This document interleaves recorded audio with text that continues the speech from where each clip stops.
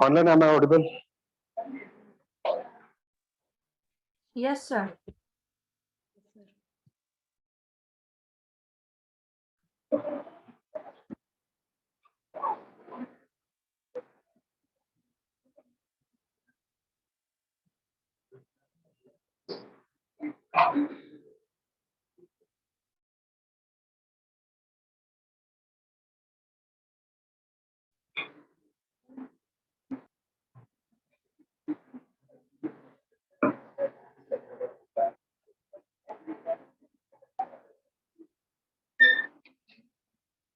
Okay, discussions. Can I start now? So, what are the benefits of tree set?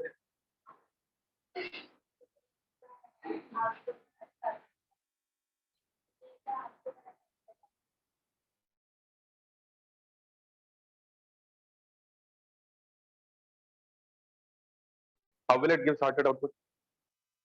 कल का class में वो recording share नहीं हुआ अभी तक किसको किया था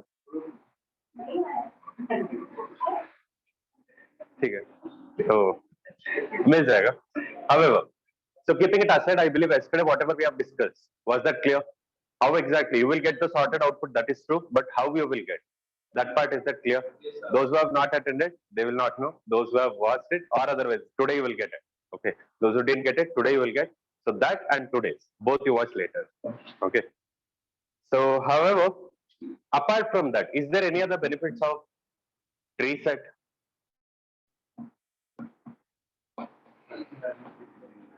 sorry searching some specific element so even in other also we can search right that is not a benefits right so benefits हुआ है ना online anyone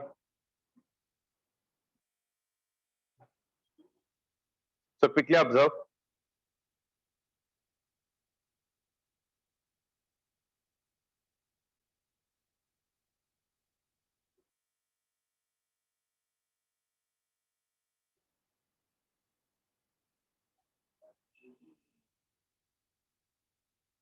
here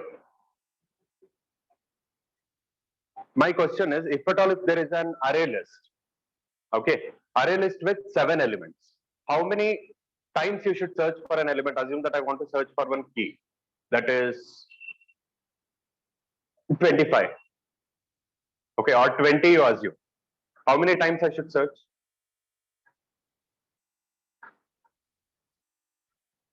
if you found the element or if you don't find the element maximum number of searches I mean to say sorry minimum number of searches how many searches you need so what I'm trying to say is please observe the screen here just a minute here this is your array list yes in this array list now I want to search for one element that is 200 200 is it present in the list whether it is present or not still how many searches it will take that is my question please observe first it will compare with first element next second third fourth fifth sixth seventh at last it will tell that the element is not found yes or no so normally how many searches you need for searching an element in your array list means how much ever elements are there if there are 7 elements then you need 7 number of searches okay now let us go with linked list how many searches does your linked list take so how much ever number of elements are there those many searches it will take yes or no so if the number of elements are 6 then it will take 6 number of searches if the element is found then it is fine if the element is not found still it will take 6 searches to tell that element is not found sir here only 6 elements no what if there are 1000 elements then it will take 1000 number of searches 1000 number of comparisons whether 200 is it matching with 10 200 is it matching with 20 200 is it matching with 30 yes or no okay next if you can see what about array dq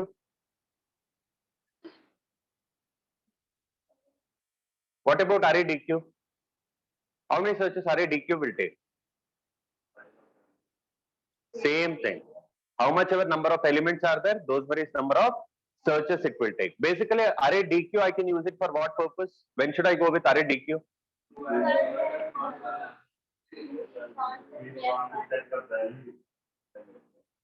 Either if I want to insert or delete either from front end or from rear end, then I'll go with array DQ.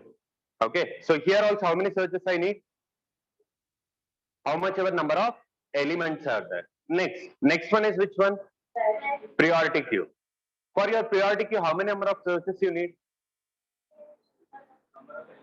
How much ever number of elements are there, same number of searches will be needed. Yes or no? Check here. Yes. Next is tree set. In your tree set, how many number of comparisons you need?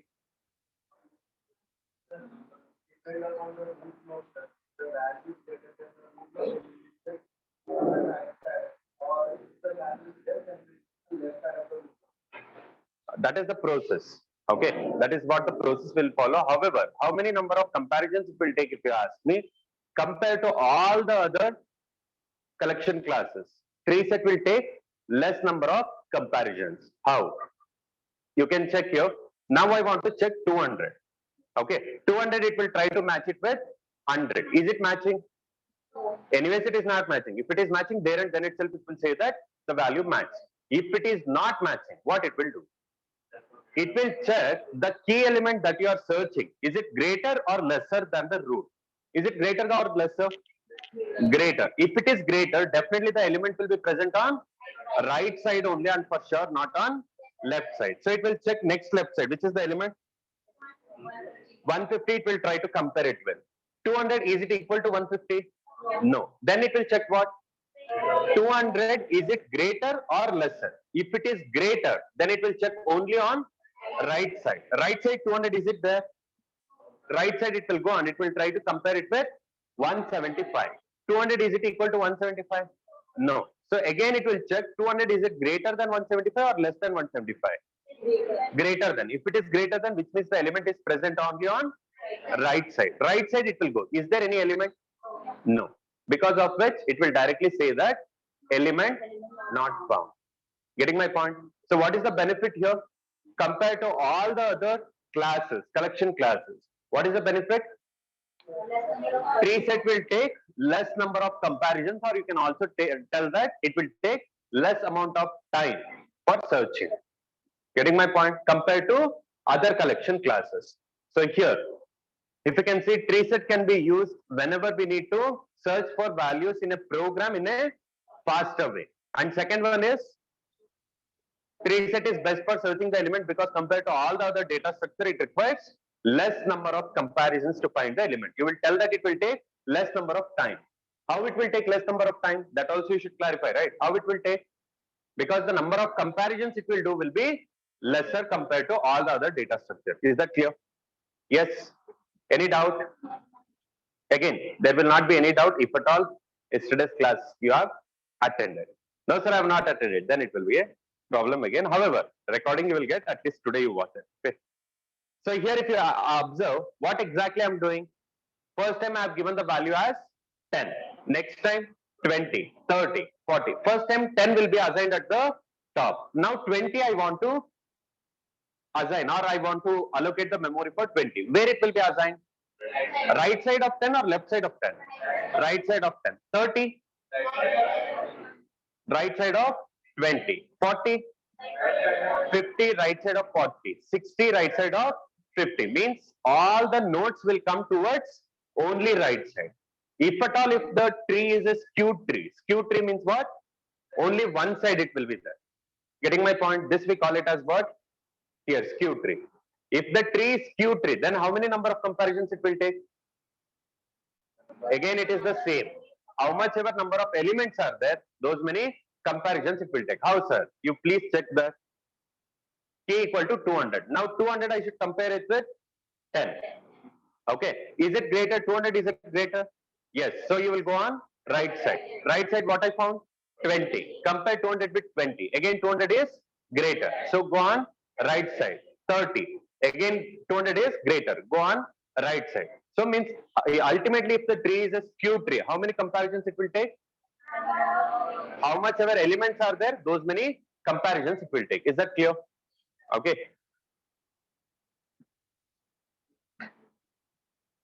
Getting my point? Means previously whatever we have seen, that will be considered as balanced tree. If you can see, there are two elements and level is also same. Yes or no? If you observe, first one is having two child and each node is having two childs. And this we call it as, here if you can see, balanced tree. Getting my point?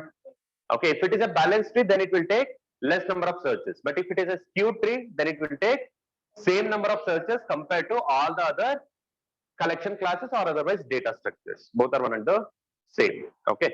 So same thing I have given it as a point here. Okay. Then here, how many number of comparisons we are doing in your which one?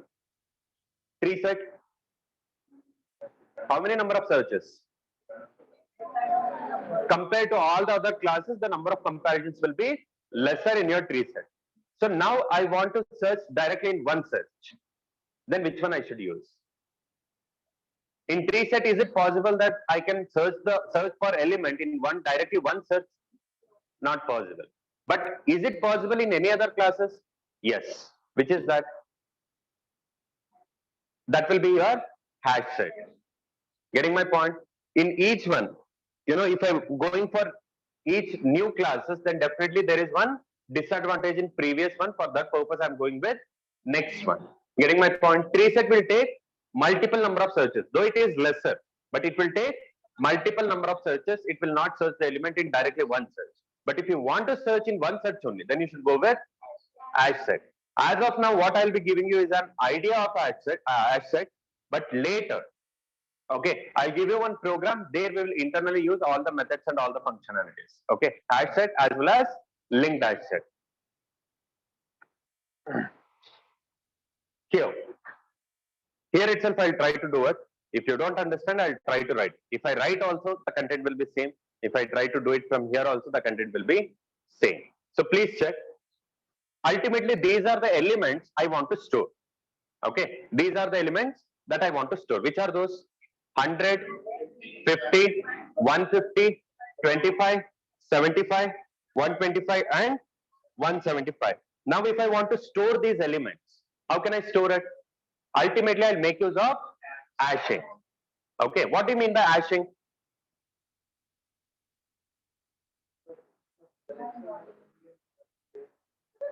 Hashing.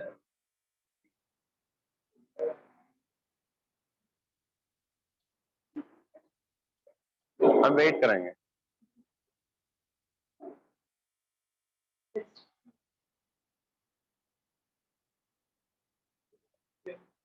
नहीं है? ठीक है.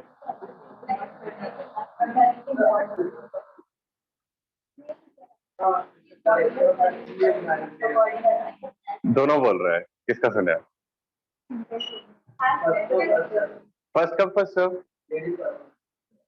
ओह वैसे हम सोचा answer बोल रहे. सही है. हाँ हाँ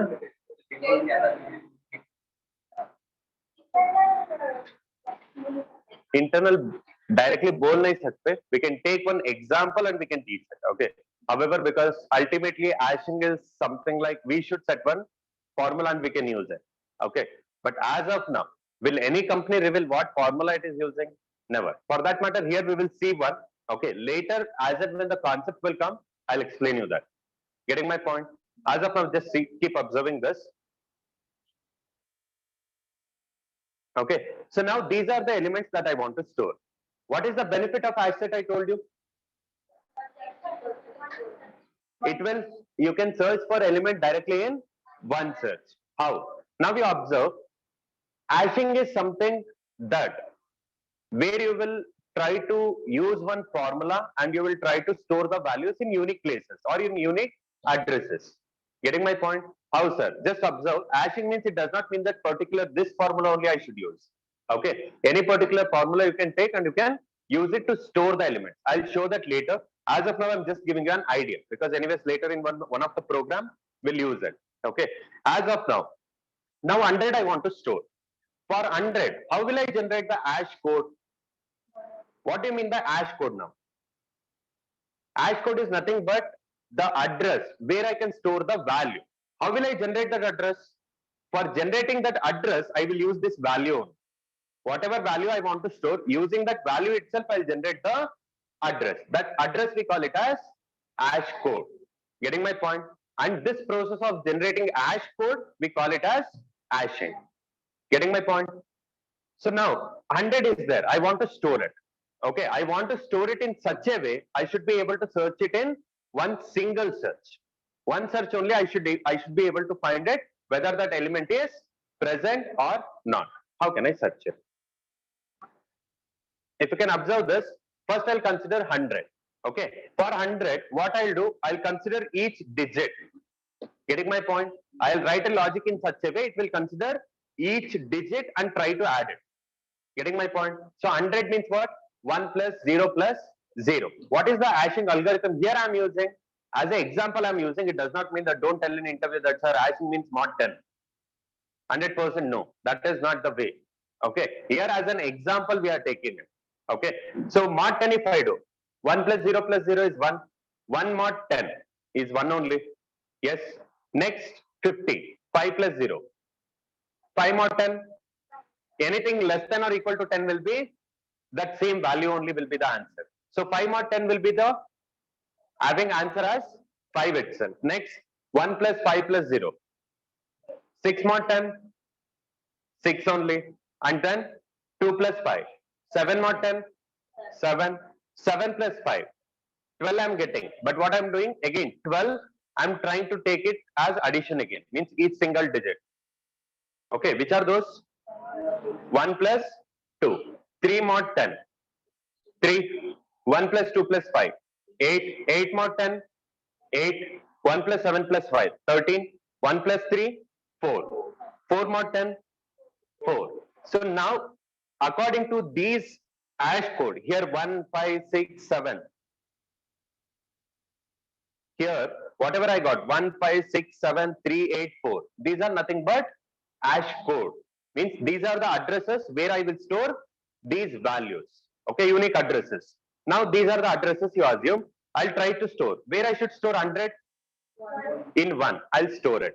Okay, next 5, 15, 5. Like that I'll store all the elements. Okay, next what? Now my question is I want to search for the element 200. Getting my point? Now I want to search for element 200. Where will you search? How will you search? If 200 is present, definitely I would have used this formula only and I would have stored in some place. What is the formula? 200. 2 plus 0 plus 0. 2. 2 mod 10. 2. Is there any value present in 2? No, which means directly I can tell element not found. Getting my point? Again, some of you may say, sir, here 100 you are saying that it is stored in one place. Now I want to try to store 1000. Okay, I want to try storing 1000. If you try to store 1000, how will it work? Again, what will be the value that you will get address? 1 only. For 100, 1. For 10, 1. Sir, for all these multiple values, it is giving the same address. No. Here, you think and tell me, are we generating such a formula wherein it will store only unique values? No, it is just as an example I'm taking. Okay. Ultimately, for doing this task only, even though in software companies, they will be hiring R&D department will be there. Have you heard of it? Yes. And also there will be some mathematicians or those who worked on physics, maths, these people. Why? It is IT company, right? Why they will be there? Their duty is to generate a formula in such a way there should not be any duplicate values for same address. Means for one single address, there should not be two people, two values. For that purpose only these people will be there. They should generate the formula in such a way for one particular address. There should not be multiple values. Getting my point? Yes, no. And if you try to store, is there any way that you can tell that for sure I'll be getting the same values? Means in my output. Can you tell that I will be getting same values every time? I may get same, I may get different. Getting my point? Because ultimately it depends on which hashing algorithm internally it is using. Getting? So, however, here, where is Eclipse? Sorry. Tree set, didn't we execute it? Should I execute?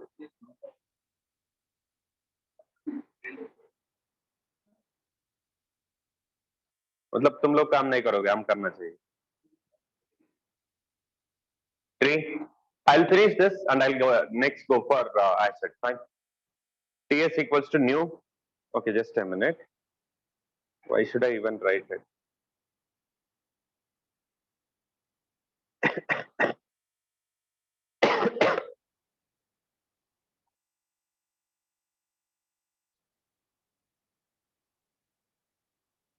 Okay.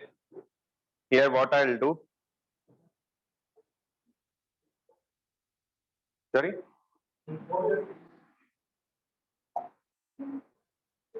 हो गया. मतलब इतना collection का classes करने के बाद import करना हम थोड़ी भूल जाते हैं. However, here, what is the shortcut for importing? Shortcut. Control O. Control O. मतलब तुम टाइप करोगे अच्छा बात है, but shortcut. What is a shortcut? If you want to import any of these classes, like sir, it is already there. I just want to import it. You need not type directly in Eclipse. Control Shift O. All the scanner class, tree set, all the collection classes, whatever classes you have used, everything will get imported in one go. Clear? Okay. So, however, if I try to print it, what will be the output? In simple ways, sorted output I'll get. Okay. So, however, is it compulsory that I should write TS only here? Whatever I want, I can give as a reference name. Okay.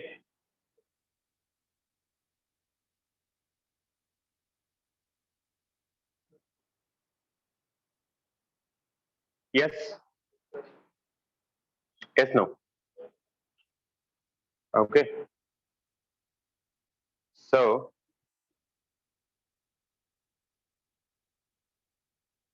next. Next what? I'll just change this to Hashset.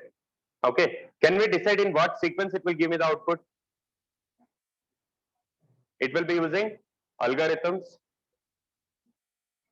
So just observe.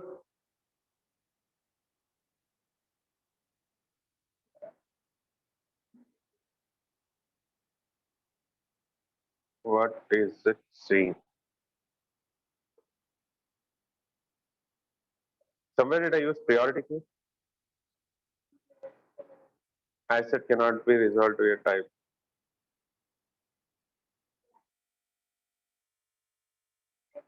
Save, save. I didn't save.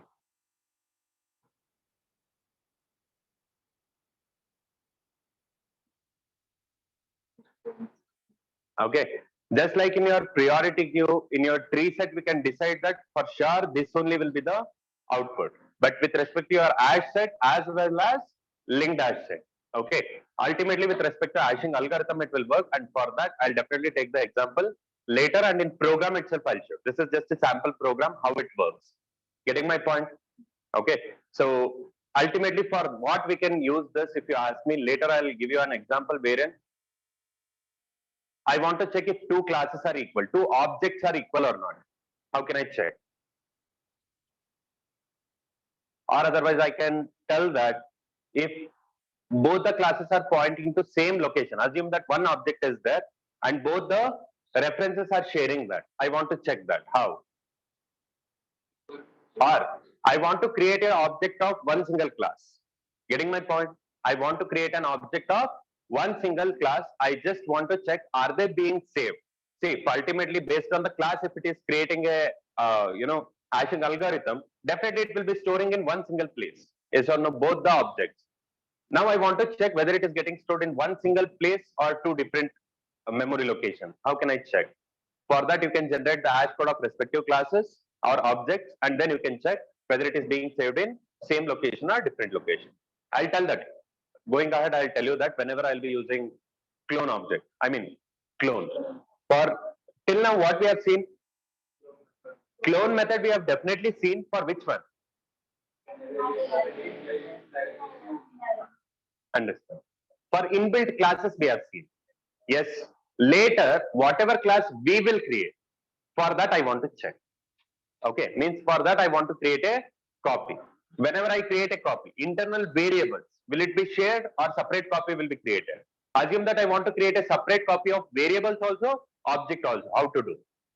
Getting my point? Those things we'll discuss in clone concept. As of now, I'm just keeping these two aside. Okay, because there is something that we should discuss. Sorry. Okay. In a similar way, the other classes, which one? Here also we cannot decide what will be the output. However, okay, I want to decide this particular first time whatever output means every time I want the same output. In Hashset, can you decide it?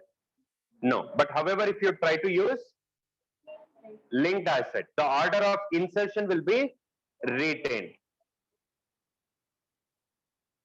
Okay. So if you check in linked Hashset, output will be same. Even this will also use hashing concept only. Okay. However, if you observe here, every time you run, for sure you will be getting the same output. Means what is the benefit of linked Hashset? The order of insertion will be retained. Getting my point? So now, boxing unboxing? No. What do you mean by boxing unboxing?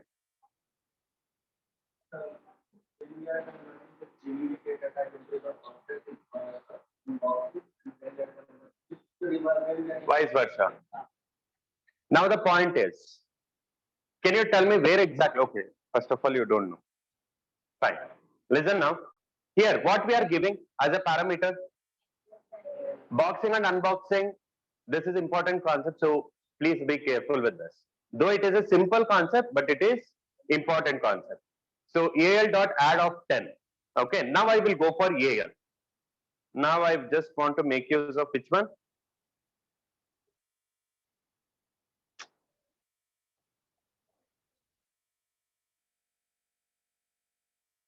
Okay, now I want to say AL dot add. If you can see what it is expecting as a parameter, what it is expecting? It is expecting object as a parameter. So now if I give 10, don't you think it is a primitive data type? Yes or no? But it is expecting object. How exactly it is working then?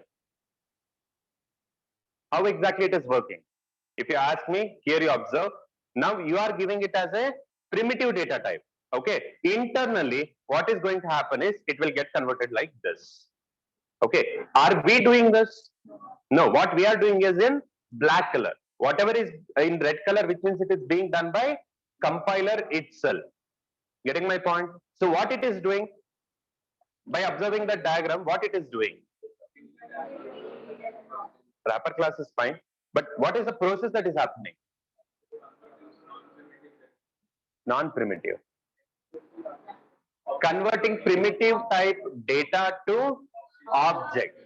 Getting my point? For creating an object, it is anyways using which classes? Integer class, that is fine. That we call it as what? Wrapper classes. Okay, I believe wrapper class is done. I myself have done it, I believe. Okay, so what do you mean by this process? Here, if you observe, what is happening here? Primitive type data is getting converted to object. Are we doing it? No, by compiler itself it is happening. We call it here. The other one is like this. Means what? I myself am doing, sorry, here also it is. Another example it is, here I am giving it as integer type a equal to 10. Okay, whenever it is needed, it will convert it to this one, integer type object. Getting my point? And here, we call this particular process as auto boxing. Auto boxing means what? Automatically, whenever it is needed, compiler will convert your primitive type data to object. That we call it as auto boxing. If we are doing it by ourselves, then we'll just call it as, just remove that auto concept, we call it as boxing. Sir, can we write it like this, sir? Definitely yes. As I've already shown in your wrapper classes. Definitely this will work. Getting my point? So what do you mean by boxing or auto boxing? Basically, boxing is a process of converting primitive type data to object. If it is done automatically by a compiler, we call it as auto boxing. If it is manually done by a programmer, then we call it as boxing. In a similar way. Next is which one? Unboxing means what? Object to primitive type data. Here, how it will work. So now integer object is there within which there is a value called, within which there is a value 10. Yes or no? So normally, okay, here I'll show it. This will happen automatically. Getting my point? So what I'm trying to say is, just observe here. Now I just want to show you one thing. Class dog. Okay. So now here, what I'll do is,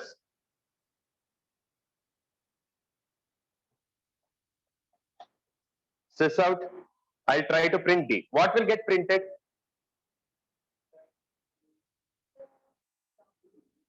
What will it print?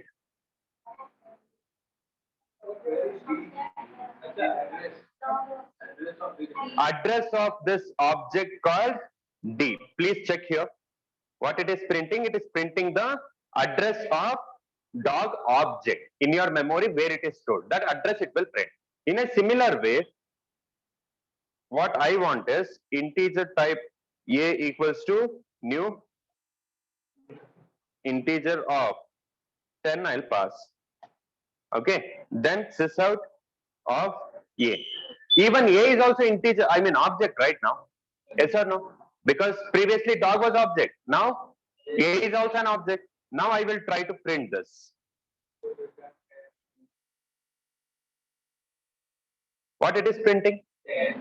10. How? Because it is supposed to print the address, right? Whenever I try to print the reference, it will definitely print the address. But here it is printing the value. How? And why? Here what I am doing, even though I am trying to print the address of an object, what it is printing? The primitive data it is printing. Sir, is it really a primitive data, sir? If you have doubt, you check here. Now whatever is there in here, what is there in here? Address of 10. Yes or no? Now that I will try to assign to primitive type variable called B. And then I'll try to print plus B. Okay, I will try to print B. What will be the output?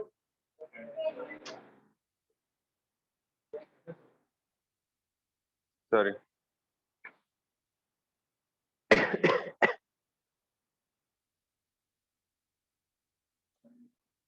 Please check here.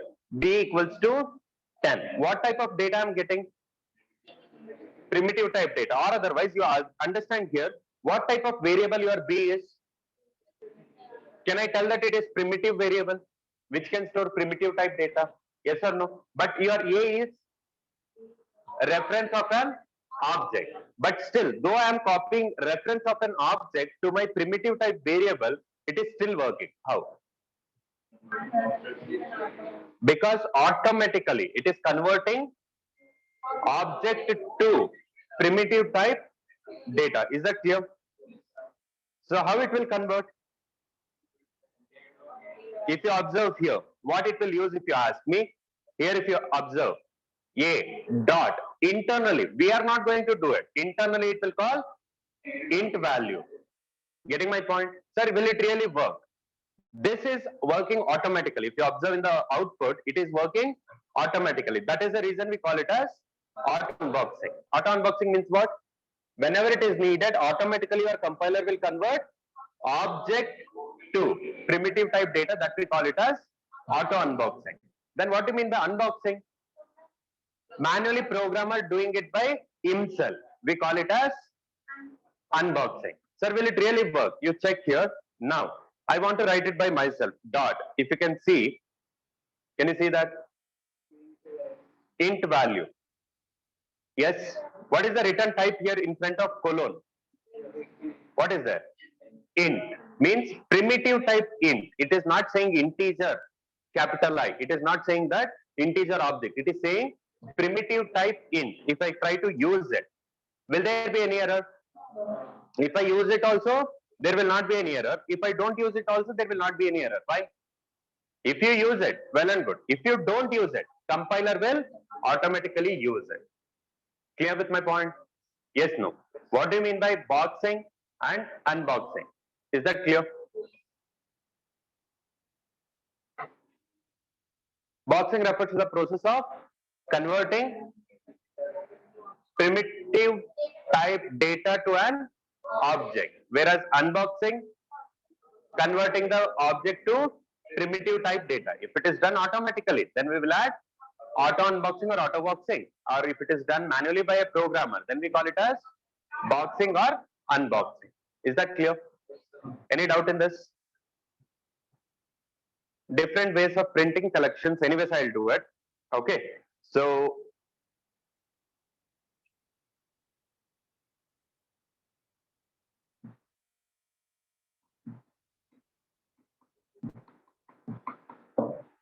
okay. So now there is one task. I want all of you to think and tell me anyways. I'm not going to write it. So I just want all of you to think. Okay, with whatever knowledge you have, with that itself you can solve it. So I just want all of you to think about it. What is that? Assume that now I am having one array DQ. Okay, and the elements are 20, 40, 30, 10. Okay, there is one array DQ within which I have already stored a elements. Which are those? 20, 40, 30, 10. Now I want the sorted output. How will you do it?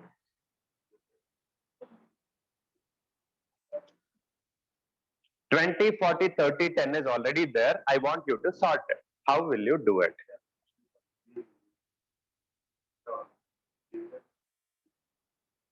Then, but I have given array DQ, right? Then, in interview, no one will, nor the interviewer or someone will come and explain you that. They will just give you a scenario. There is an array DQ, okay, within which there are elements 20, 30, 40, sorry, 20, 40, 30, 10. Okay, 20, 40, 30, 10. Now, what is your duty? Your duty is to sort it and display it. How will you do? This much is only the question. No questions asked, just answers are required. Clone. If you clone it, what will be the return type? Assume that I'm having array DQ. I'll try to clone array DQ. What will be the return type of that? Object. And will you be able to store it in tree set?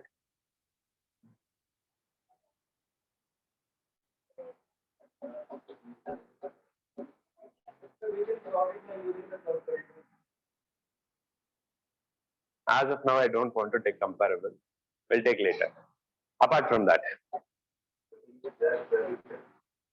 how?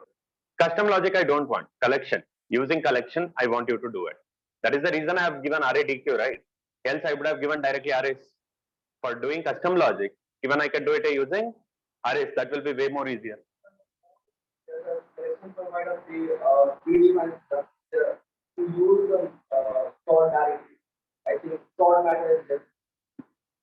Not that.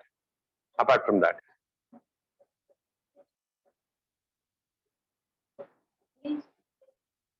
Fine. Inbuilt method only we want to use, you assume. But still, how will you use? Now sort method I'll speak. Okay. Now there is one array list you assume. Okay. For that you should understand now. Please listen here, all of you. Now I will create one. What? For sorting. What is the logic we have written? Do you guys remember? In programming class. Again, those who have attended, they will remember that. Those who have not, well and good. Later you will get a chance. You know, I feel good to remind you that you didn't attend the class. So I'll do it. However, so now if I have to speak about sorting, okay, normal logic, if we write two for loops, we will take, and we will take array by ourselves, we will fill the values. Filling the values, so we should do it, but we will take two for loops and we should write the complete swapping logic and then we should do it. But if you are using collections, way back itself, I have told you, if you use collections, then programming, whatever we used to do, the length of the code drastically it will get reduced. Yes, how? How? So please observe here. Now I am having one array list type AL equals to new array list, and I'm having some elements like AL dot add of 20 here, 40, 30, 50, 10. Yes. Now I want to sort it. Sys out, I will try to print AL. What will be the output? Really? I'm having 20, 40, 30, 50, 10. However, we are already having, tree set for sorting. But apart from that, is there any other way? Yes. Okay. Which is that if you ask me, directly you can make use of something called as collections. Okay. There is one class called as collections class, not collection. Okay. What is collection? If you ask me, collection is an interface, not a class. Collections is a class. Okay. What if the data is present in arrays? Assume that here I am having the data in array list. Yes. So I am using collections. If the data is present in arrays, then you can make use of inbuilt class called arrays. Okay. There is one more inbuilt class called arrays for sorting purpose. Okay. Dot. There are so many classes, so many methods here. Binary search is there, checklist, check map, so many. What I want, you can see max is there, min is there, n copies, many are there, which I don't want as of now. I just want sort. What is the parameter that it is accepting? See,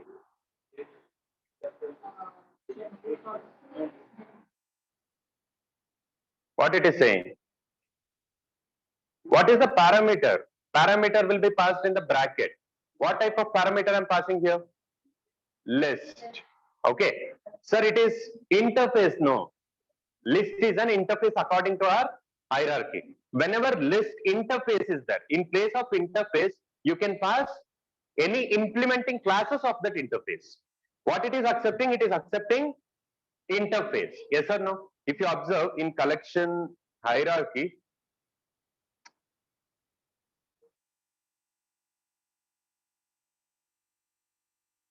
in your collection hierarchy, if you can observe, what is this? Interface. How can I identify that it is an interface? There is an angular bracket. That what? Angular bracket. Getting my point? Wherever you are having angular bracket, okay, which means it is an interface. You think and tell me which all objects I can store in an interface type reference. That interface reference. Object I'm asking. Which all objects I can store inside your interface type reference?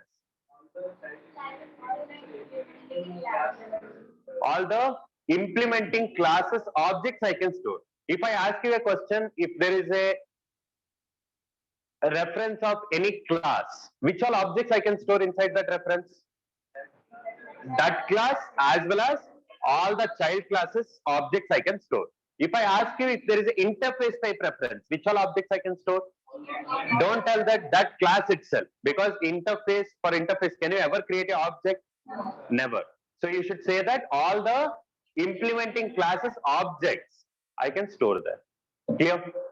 Any doubt? No? So now if you observe here, according to your polymorphism concept, can I store, okay, here, can I pass any implementing classes objects?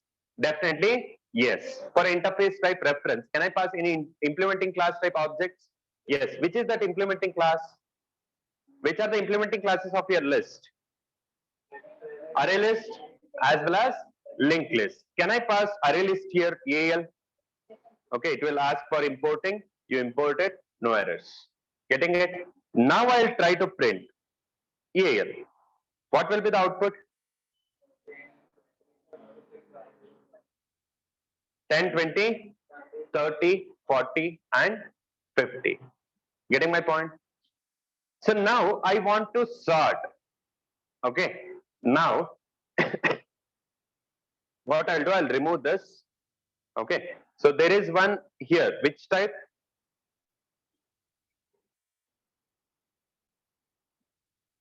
Array DQ. Why it didn't got okay, imported. Now I want to sort this array DQ. How? Wow. Wow. Amazing. Do you think if it is same, I will ask this question? No. One small hint I have given, but you guys, I don't know, you observed or not?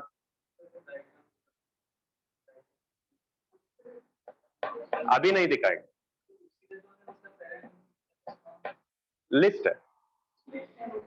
कौन सा class का? अरे D क्यों कर सही है? ठीक है, तब भी देखें, वो तो देख सकते, कोई दिक्कत नहीं.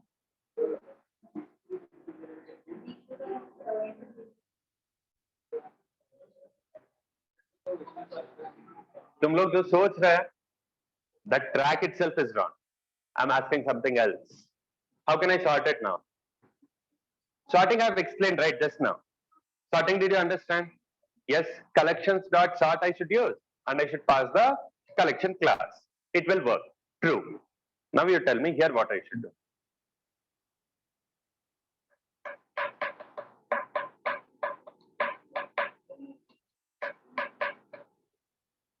इतना सिंपल होता तो थोड़ी पूछते हैं. See here, that is what I told you. Please observe. I have highlighted that also, but you didn't observe. That is the reason you are here now. See here. Now, why did I remove those 3 lines? If you ask me, that is the reason I removed. Okay. Now, please observe collections dot sort of. I'll try to pass AL. Why? Exactly. Loudly.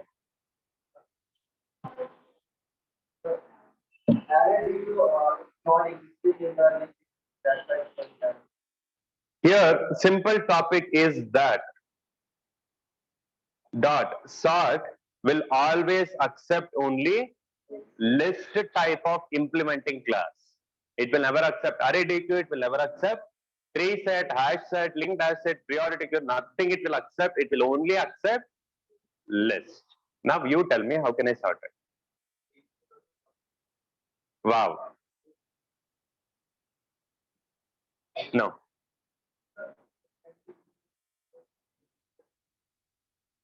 Linked list. Array DQ only I have given. Whatever I have given, that only if you modify, what is the purpose? वो काम का नहीं है. मतलब that is nowhere related here.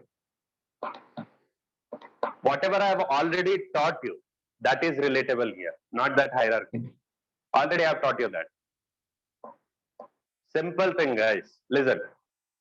The way you are thinking, you should change. What does it mean? See here, ultimately sort method only I should use. Collections dot sort only I should use. Is there any other way? No, I should use collections dot sort, or otherwise custom logic I should write. I don't want to use custom logic now. I want to use collections classes only. How? Now sort is the only method I can use. Yes or no? If it is arrays, I will use it in arrays. But here it is collections. So using collections only, I want to sort it. So I'll use this one only. So what it is expecting? List. But what I have? DQ.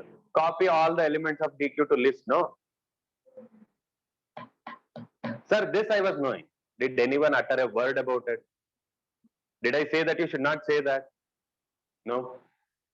How will you decide that the answer is wrong? Right? How will you decide the answer is wrong? First you should have told. Then you would have thought about it. Now comes the question. How can I copy? Custom logic. Then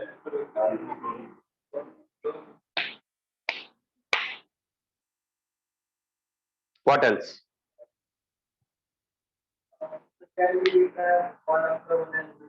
Custom logic it is. I told you in the beginning itself, you should remember all the methods. Please do remember. Please do remember. Just try to recollect which are all the methods in each of the classes that I have explained. Think, will any of the method will help in doing this task? In array list, there are few methods. Stop. Track. इधर बात करो. क्या doubt है?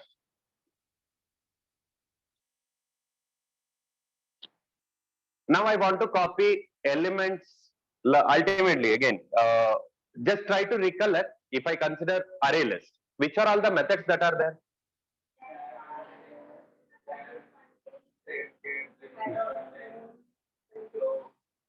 Nice song.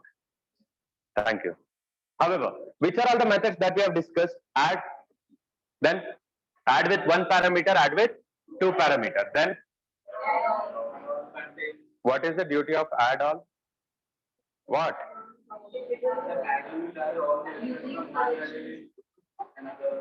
Have I ever mentioned that it will copy all the elements of only one array list to another array list?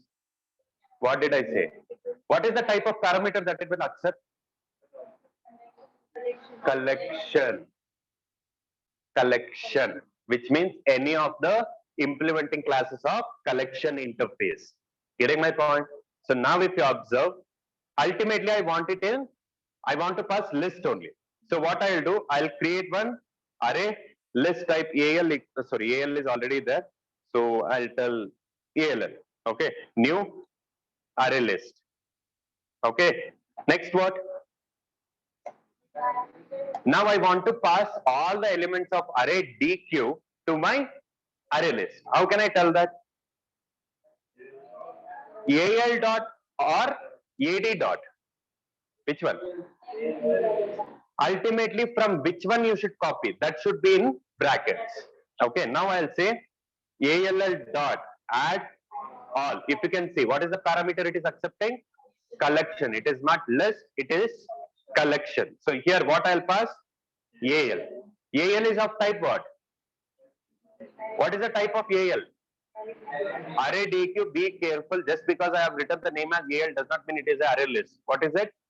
It is nothing but a array DQ. Is that clear? Okay. Now, whatever is there in array DQ, I have copied it to array list called ALL. Yes.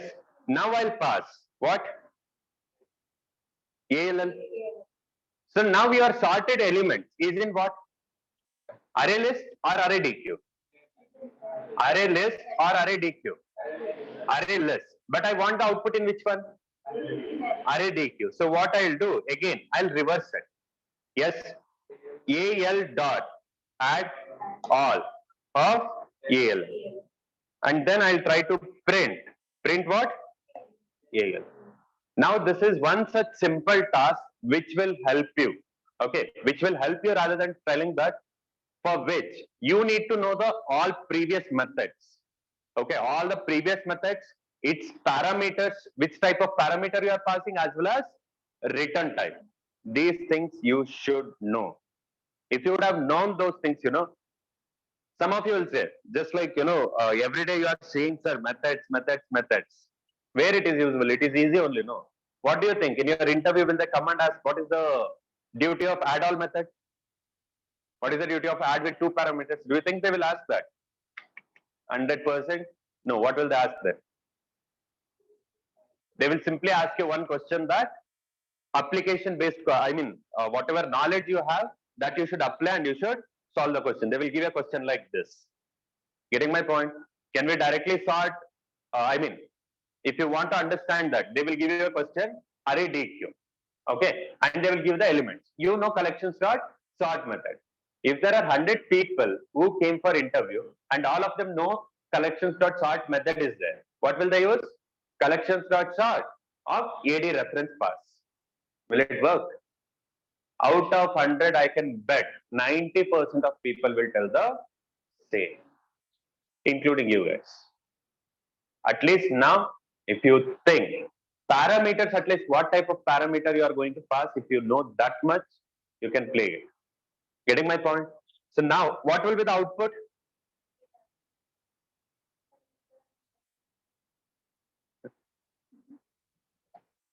Kush, रख दिया semicolon, हो गया. Now, what will be the output? Wow. 10, 20, 30, 40, 50. Just wow. Think and tell me, in your array DQ, initially what were the elements that were there? 20, 40, 30, 50, 10. And then what I have done? I have taken those elements, copied to array list, I have sorted it in array list, and then I have moved it back to array DQ. Now, what are the elements present in array DQ? 20, 40, 30, 50, 10, 10, 20, 30, 40, 50. But is that the expectation? Please check the output now once. Is this the expectation? No. What is the expectation? Only from here till here. So what is the mistake that we are doing? So before we copy, see here what I got. I am copying all the elements of array list to array DQ. Before copying that, what I'll do, I'll take array DQ and I'll try to clear that. So that will there be any elements in your array DQ now? No. And then what I'm doing? And then I'm trying to copy the all the elements of your array list to your array DQ, and then I'll print. Now you check. Clear? Now again, for doing this, you should be very well aware of clear method. No one will come and ask what is the duty of clear method. If they ask, you are lucky enough. You can directly say it will clear all the elements. Or otherwise, what you should do? Remove one by one, one by one. You will keep on removing the elements using the custom logic. You will do that. It will take a lot more time. But don't you think comparatively this is easiest way? Yes or no? Just clear all the elements so that now array DQ will be empty, and then copy all the elements of array list to your array DQ back and then print it. Clear? Yes, no?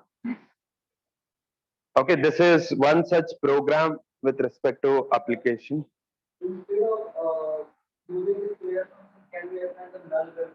Where?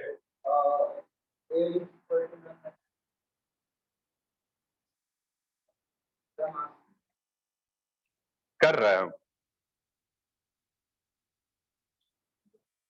Null pointer exception नहीं आएगा.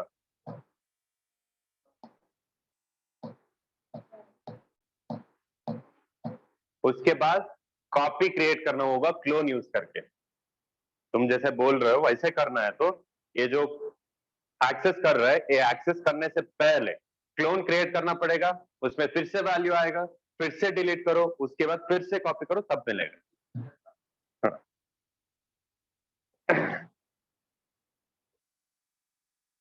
So what I should do now?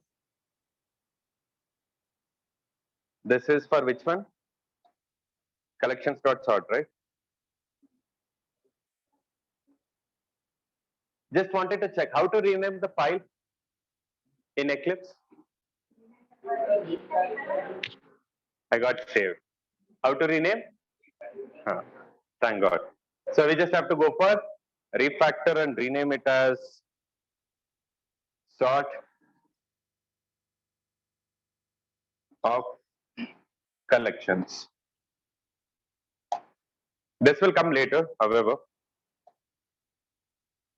Okay. So now what I should do?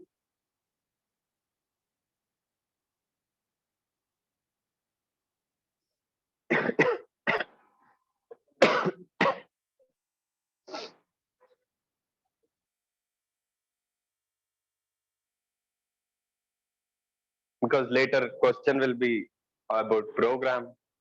So now itself it is available. Okay. So now next. Now my question is, if I want to print your arrays, we definitely have custom logic. In a similar way, these are all the collection classes that we are using. Am I right?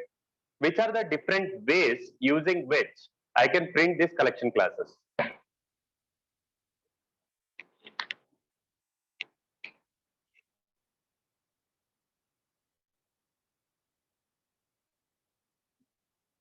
Yes.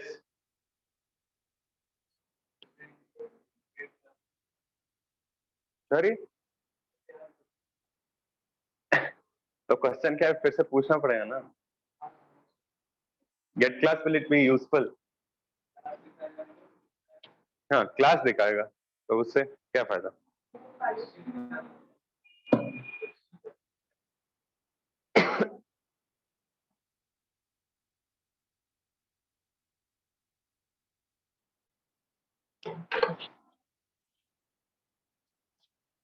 So now, can I start? Okay. So here, assume that there is one. Which one?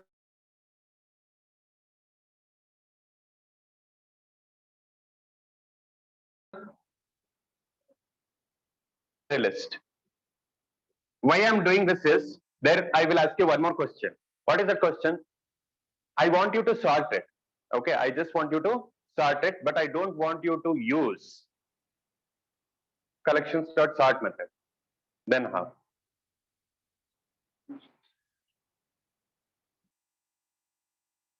Then how?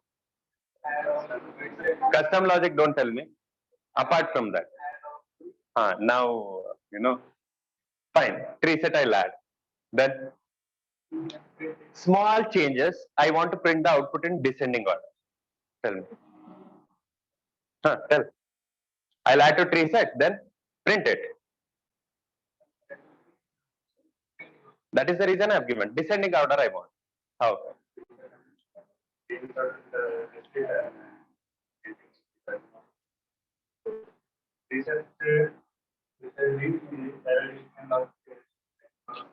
Send करोगे वो क्या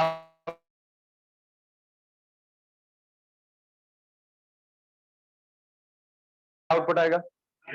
again RS में convert करोगे तो custom logic नहीं हुआ वो. RS use ही नहीं करना है ना मेरे को, बस कलेक्शन क्लास उसी यूज करना है. तब simple. If you want to understand that, you should listen to this one. No, sir, I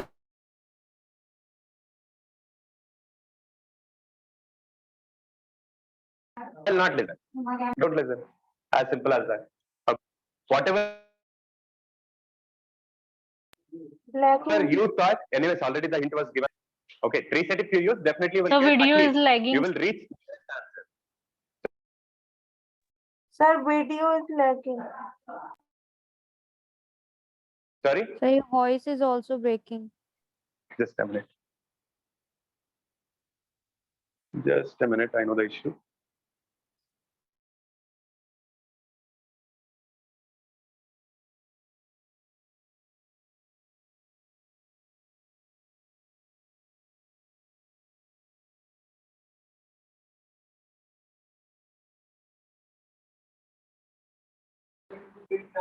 कैसे? जब DQ यूज करना है, ठीक है, जब DQ यूज करना है तो ट्री सेट क्यों ना यूज करें?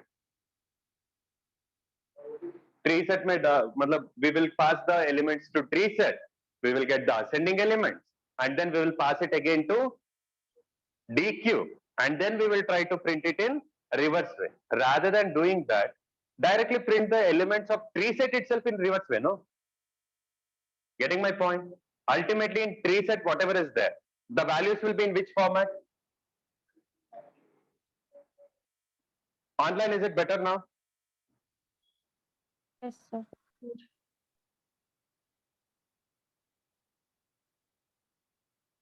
Online, Yes, sir. Yes, sir. lagging है अभी भी थोड़ा सा ना, manageable है वो तो. ठीक है. However, getting back to the topic, what I was trying to say is, in tree set, if you insert any random elements, what will be the output? Sorted in ascending order. Now, if I try to print it in reverse fashion, means starting from last, if I try to print it, what will I get? In descending fashion. In ascending, it is arranged. If I try to print it from last, then it will be in descending. That much itself. But how can I print it from last? Because you think and tell me your tree set. Can you access it using index? So there is something with when you want to access the element without indexes, how to do it. For that there is a way. But however, first listen to this. Now there are some elements 10, 20, 30, 40, 50. Getting my point? So now I will just tell that AL dot. There is one method called as iterator. There is one method called as iterator. What it will do?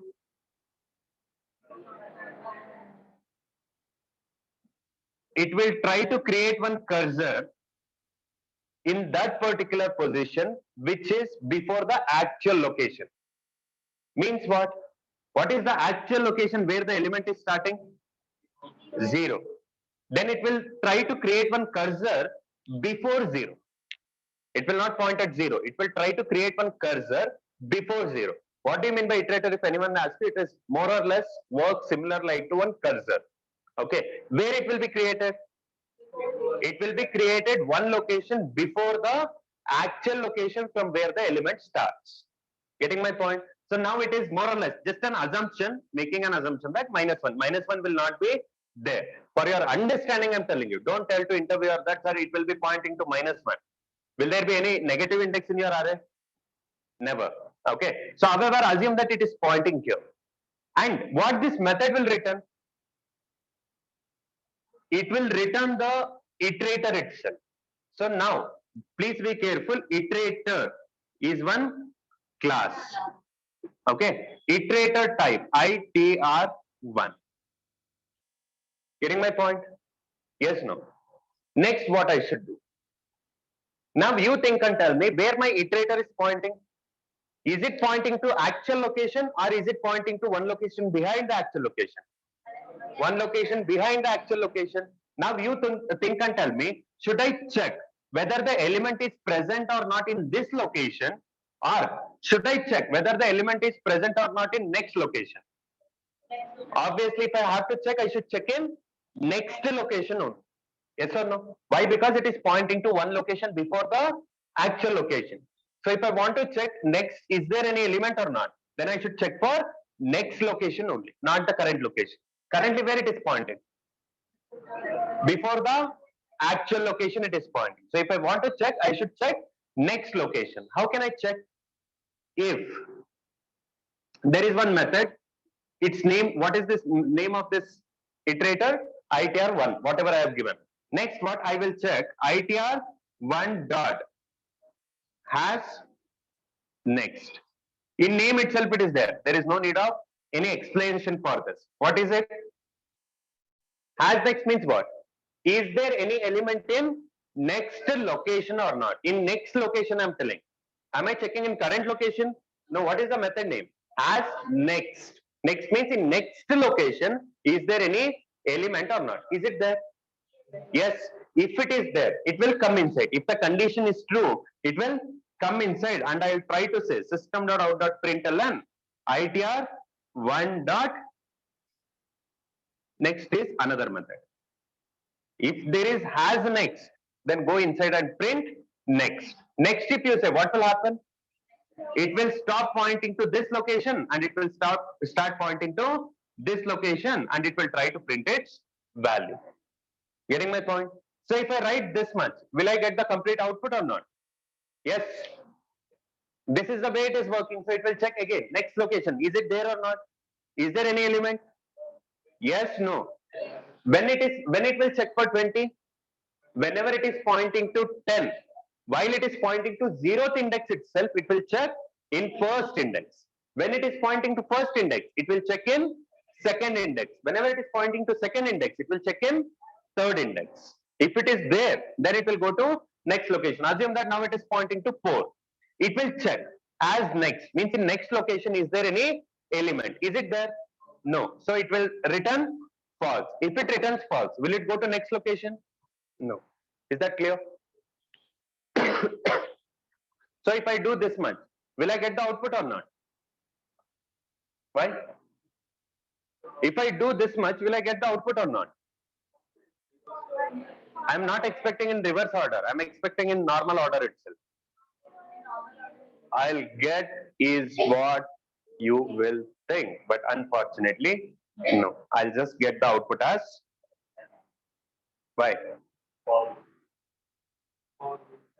If I use conditional statement like if, how many times it will work?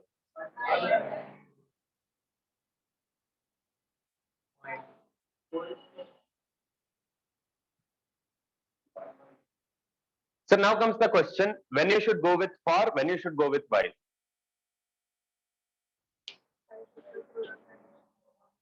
Data structures, attended? Those who have attended, they will know that. Okay, those who have not, well and good. But just to keep it in simple words, whenever you know how many times, means specific number of times the loop should work, then you should go with for loop. Because in for loop, what is the parts that are available? From where? Initialization, condition, fine.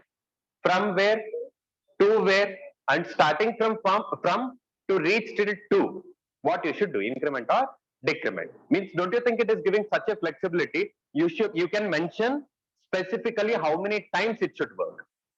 But whenever you don't know how many times you should work, but you know the condition, until when this particular task should work, until when?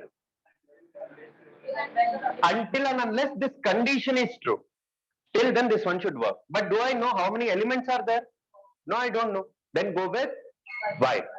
You should go with for whenever you know the number of times. Whenever you don't know number of times, you know only the condition. As long as the condition is true. How to read while?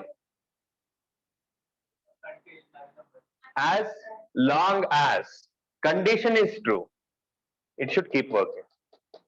Clear? But for means number of times you are aware, then you should go with for. Is that clear?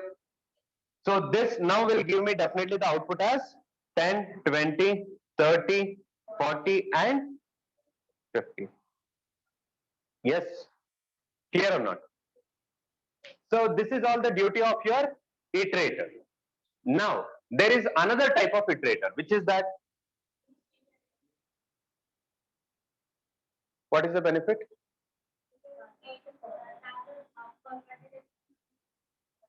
Here, I will say list.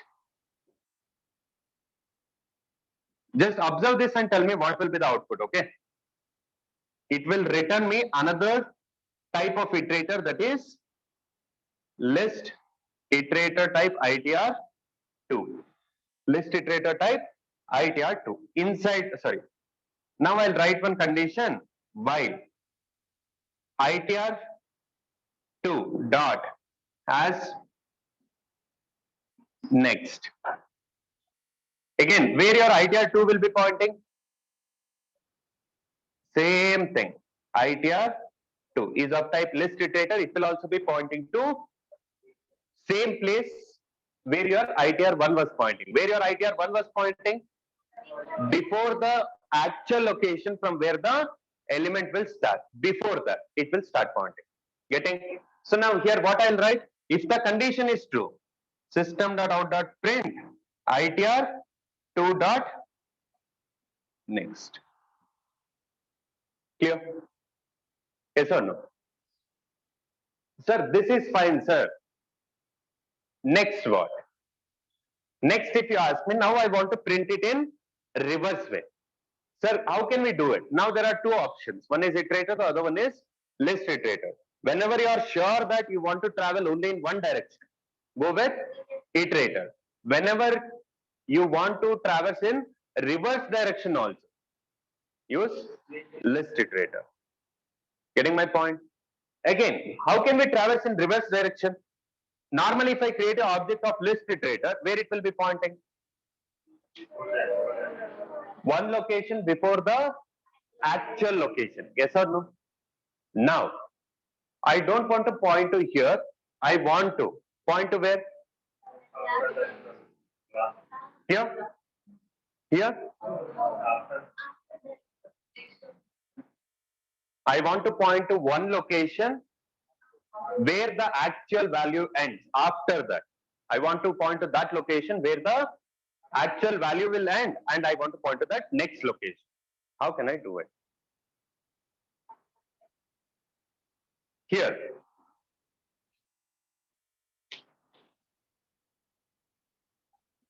Keep observing.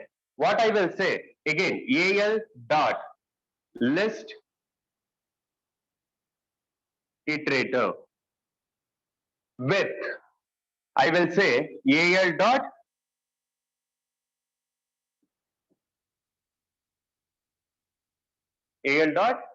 size. Again, one of the best example for your method overloading. If you observe, method overloading means what? I know such a good song will come out. However, method overloading is a process of multiple methods having same name, same number of parameters, same type of parameters. However, the order of occurrence of type should be different. However, if you observe here, AL.list iterator, AL.list iterator. But here, no parameters, there it is, one parameter. Getting my point? What should be the parameter? The actual index number. It does not mean that you should give AL.size only. Getting my point? Actual index number where it should point. Getting my point? So now if you say it will start pointing to here, if you give like that. Getting? So next what I'll do? It will return. It will return what? List iterator type ITR3. Next what I'll do? While of what I should check? Should I check whether the element is present or not in current location, or should I check whether the element is present or not in previous location? Ultimately, we should check it in previous location. How can I check? As, if there is a method with the name as next, then definitely there is a method with the name as previous. System.out.print ITR 3 dot as a previous. Got it? So now what it will do? Is there any previous? Yes. Whenever I call previous, this iterator will start pointing to here, print this, and then again it will check. As previous? Yes. Then come here, print this. Again it will check. As previous? Yes. Come here, print this. As previous? Yes. Come here, print this. As previous? Yes. Come here, print this. As previous? No. Immediately it will return false. Is that clear? Immediately whenever the condition becomes false, the control will come out of this. Apart from this, is there any other way to print? No. The other one is nothing but directly printing it by using, which all of you already know. If I just try to print AL, all the elements will get printed. If I try to print TS, all the elements of tree set will get printed. Yes or no? So is there any other way apart from this? Now you understood this one, you will forget the normal one. Custom logic. That is by using for loop by ourselves. So here what I will write? For integer type I equals to 0. I should be less than or equal to length. Wow.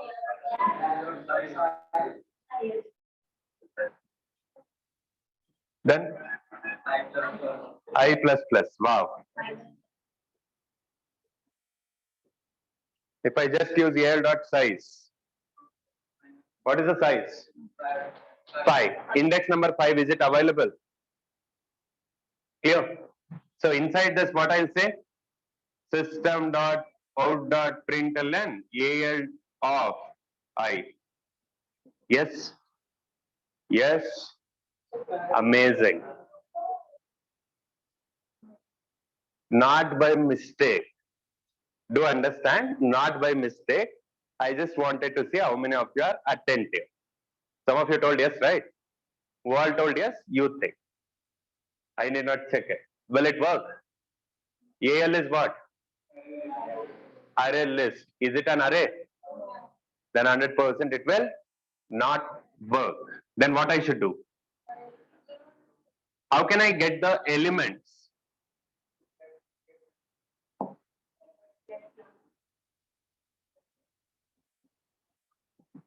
There is a method called get, which will accept the index number. If you pass that, it will fetch the respective value and print it.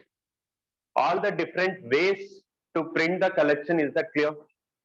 In your array list iterator was there, in your linked list it was there, priority queue it was there, everywhere it was there.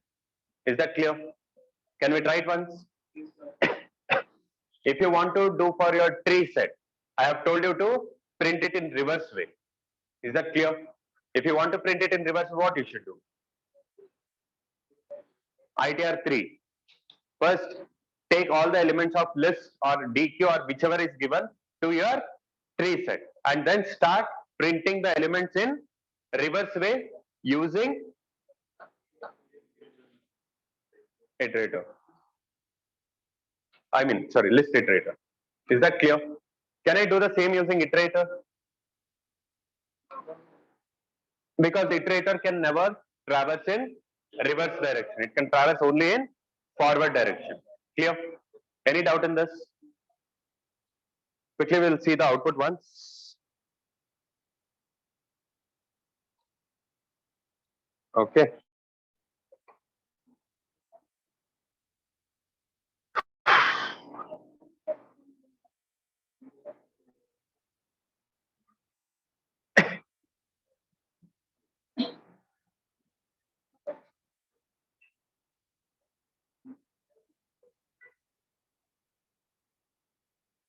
Okay, array list only I'll take.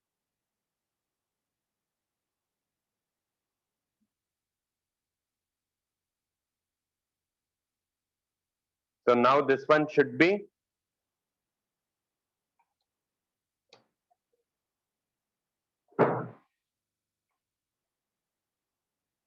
here. Next, what I should do? AL. Now I want to print. How can I print it? Sys out. I will try to print AL. Okay, what output I'll get? Let us just say. Anyways, I believe all of you know it. If I try to print AL, what will be the output? All the elements in the way you have inserted, same way I'll get the output. Next, I'll just try to differentiate. Okay, somewhere like this I'll try to print. Means after caret symbol or cap symbol, whatever we are using, after that whatever I'll get, it is because of custom logic. Means I'll use directly for loop and I'll try to print it. Will check for integer type I equals to 0, I less than or equal to AL dot size -1 and I plus plus till then. Sys out. What I should print? AL dot get of I. Okay. So let us just check. Whatever I'll get after the cap symbol or caret symbol, that is because of your for loop. Yes. Please check in the output. This is why I'm getting this.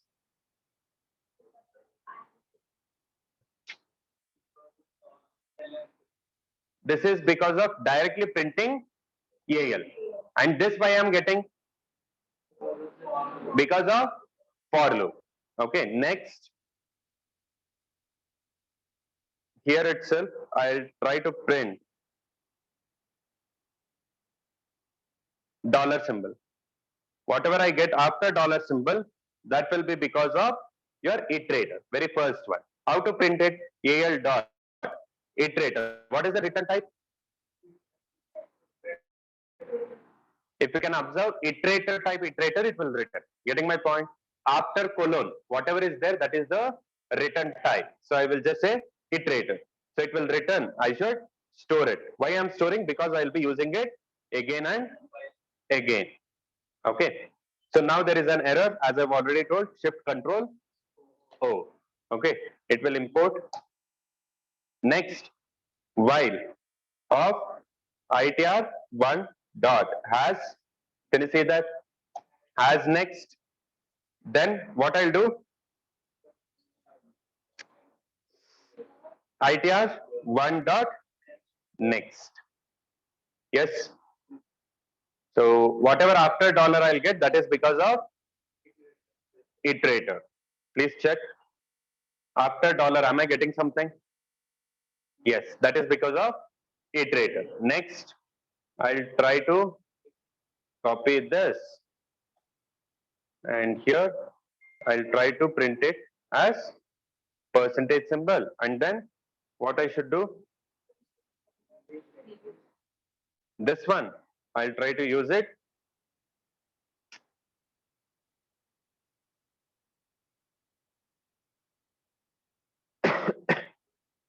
List iterator, which means this will return list iterator class.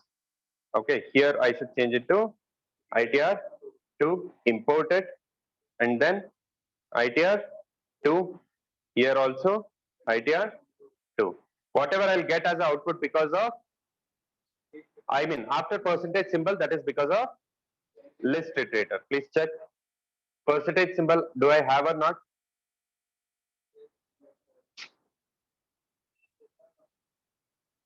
Yes, after percentage symbol, do I have it? Check. No, after percentage symbol I do have it, that is because of list iterator. Now what I want to do,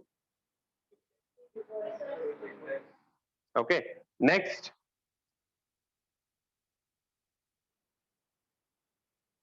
after stars, whatever I have, that is because of list iterator along with traversing in reverse direction. So what I should do, AL dot list iterator. If you can see, there are two methods here. One is list iterator with 0 parameters. The other one is list iterator with 1 parameter. Now it is saying index number. Okay, I will just say AL dot, sorry, size. Okay, and then here what I'll do, list iterator, control space, and then ITR 3, and then while of ITR 3 dot has, as next is also there, as previous is also there, but in your iterator there is only as next, not has previous. Okay, has previous, then what I'll say, sys out ITR 3 dot previous. Getting my point? Yes or no? So after star, whatever I'll get, that is because of list iterator with reverse direction. Clear? Which are the different ways to print the collection? Any doubt? No? So here if you observe, okay,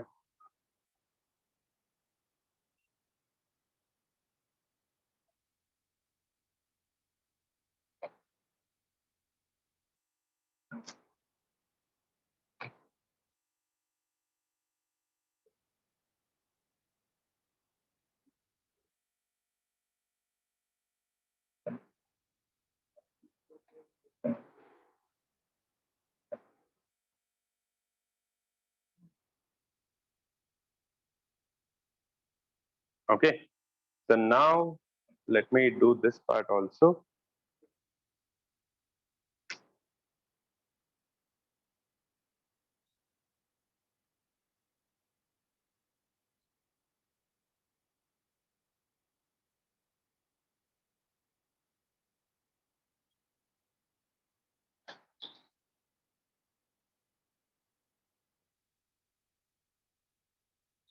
Okay.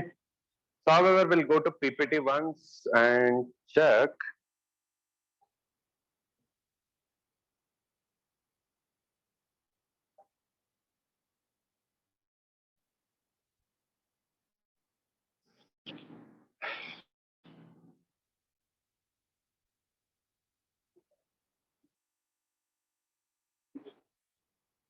See here, if you can observe, iterator is the one. If I try to use AL dot iterator, immediately one cursor will start pointing to that location. Okay, and it will check. Whenever I check as next, it will check from this location itself. In next location, is there any element or not? If it is there, and whenever I use next, then it will go to next location. If I use as next, will it go to next location or not? If I use has next, it will not go to next location. From this location itself, it will check in next location, is there any element or not. But whenever I use next, then only it will go to next actual location. Clear? Okay. So if it is there, it will go. Again, it will check, it will go. Check, it will go. Check, it will go. Check, it will go. Now it will again check. But is there any next element? No. So it will return false, because of which next method will not get executed. Clear? In a similar way, here, this is also again, this is using for loop. Okay, if I am using, which means it is for loop. Using index number, directly I am trying to print it. Okay, this is by using, if you can see, LITR. LITR means what? List iterator. Okay, again, this is also pointing to one location before the actual location where the element resides. Getting my point? So in next location, is there any element? Yes, then go to next location, access it. In next location, is there any element? Yes, go to next location, access it. In next location, is there any element? Yes, go to next location, access, go to next location, access. In next location, now, is there any element? No. Clear? So it will immediately return the condition as false. Yes. Next, this is for reverse. Same thing, whatever I have written, more or less it is the same thing here also. Okay, it will come at last. Is there any previous? No, because of which it will stop there and then itself. Clear? Yes, no. Any doubt till now? No.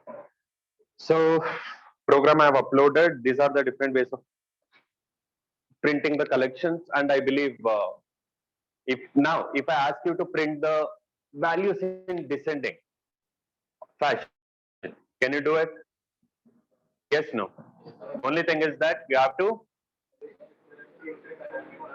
copy all the elements of array list if they give it in array list to your tree set, or otherwise no sir, I don't want to use, I mean based on the requirement. If you can use directly collections.sort, if it is permitted, you use collections.sort, and that too you are given with list itself, so no need of any changes. But if they have given it in array dq, then what you should do for sorting the elements, there are three ways. Which are those? First one, custom logic. First one is custom logic, where we will write two for loops, one till last element, one till last but one element, and we will try to swap it and sort it. The second one, which is by using collections dot sort. If it is given in array dq, then you should copy all the elements of array dq to your array list, and you pass that array list to your collections dot sort. And before copying back to array dq, you clear all the elements of array dq and then copy back the elements of array list to array dq. That is one way. I mean second way. Third way is copy all the elements of array list to your tree set. Getting my point? And now if you want to print it in reverse way, what you should do? Make use of list iterator and point it to the next location where the actual value ends. If value is ending at index number 4, then you point your list iterator to 5th. Getting my point? There it will point. From there, as previous, then come previous. As previous, come previous. Like that, you start printing in a reverse way from your tree set. Clear? Any doubt in this? Next. This I should not have given, but it is there. If it is useful, you can use it. And using this, what you can do is, if anyone asks you about any question related to your collection, at least with respect to these all classes, you can speak. What exactly does this mean? Okay. So now, in your array list, duplicates, is it permitted or not? See, internal data structure, which one it is going to use? I have written here. Array list, dynamic array, linked list, doubly linked list, array dq, dynamic array. Prashant, which one it will use? Array dq? Huh. Previously, what was the answer given? Using array dq, I'll go in reverse way. Now, how will you go? At that time, I didn't, thought about it. Now I got an idea. No, that was nothing wrong, but I think you got confused with your linked list. Doubly linked list means you can go in reverse way as well because it is doubly linked list basically. Both the sides pointers will be there. Okay. If a node is there, two pointers will be there. One pointer will be pointing to next node. Another pointer will be pointing to previous node. Getting my point? However, priority queue, it will make use of min heap data structure. Min heap means what? Always your parent value should be smaller. Done right? Thank God. And tree set, red black algorithm means what? That is in order traversal. LVR is nothing but in order traversal. I'm not speaking about in order traversal. That is a traversal technique. But red block algorithm means what? It will check every time the element, new element that you are trying to store, it will check with, compare it with root element. If the element that you are trying to add, if it is greater, then you will try to add it in right side. If it is lesser, then you will add it in left side. Clear with the point? Okay. And Hashset, hashing algorithm, linked Hashset also, hashing algorithm. Okay, I didn't use for each, right? One technique I missed, that is your for each. I'll tell. However, duplicates. Is it permitted in your array list? Okay, directly it came. I wanted to make it one by one, but animation it so happened that it came all together. Wherever it is green, which means valid.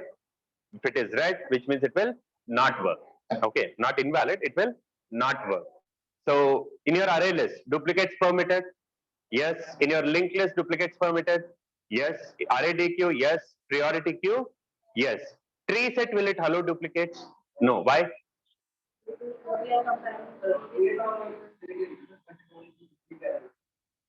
Huh. Ultimately, why it is not allowing? The major reason, if you ask me, what is the uh, you know sequence or what is the order that it will follow to place the element? It will check it with root. If the value is greater, then it will go right side. If value is lesser, it will come left side. Now I want to place 200, you assume. 200 is already there. Then where it will place? Will it place it on right side? No. If it place it 200 on right side of 200, which means you are only telling that 200 is greater than 200. No, sir, it will place it on left side. What you are telling? 200 is less than 200. Both the conditions, are they true?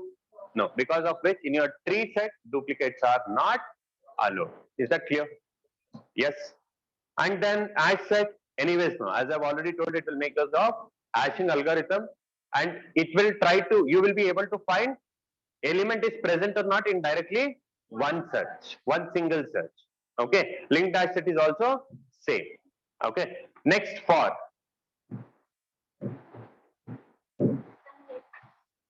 Why only array list and linked list? Why not others? For loop, using for loop, why can't I access other classes?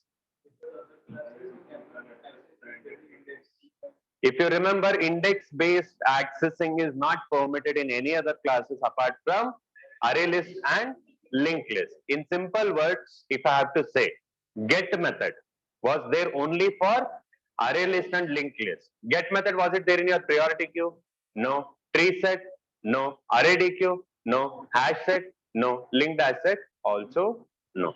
Only array list as well as linked list was having this get method. Get method, what is the duty? It will fetch the element based on the given index number. Okay. Next, for each, which we have not yet discussed.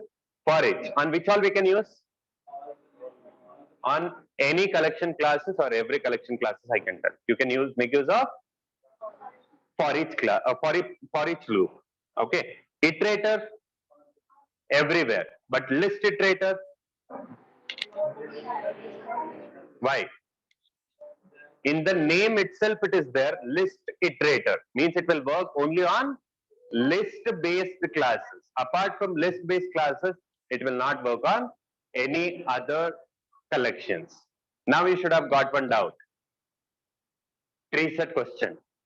Can I directly, sorry? Can I directly make your list iterator on your collection classes? That is tree set. If you can see.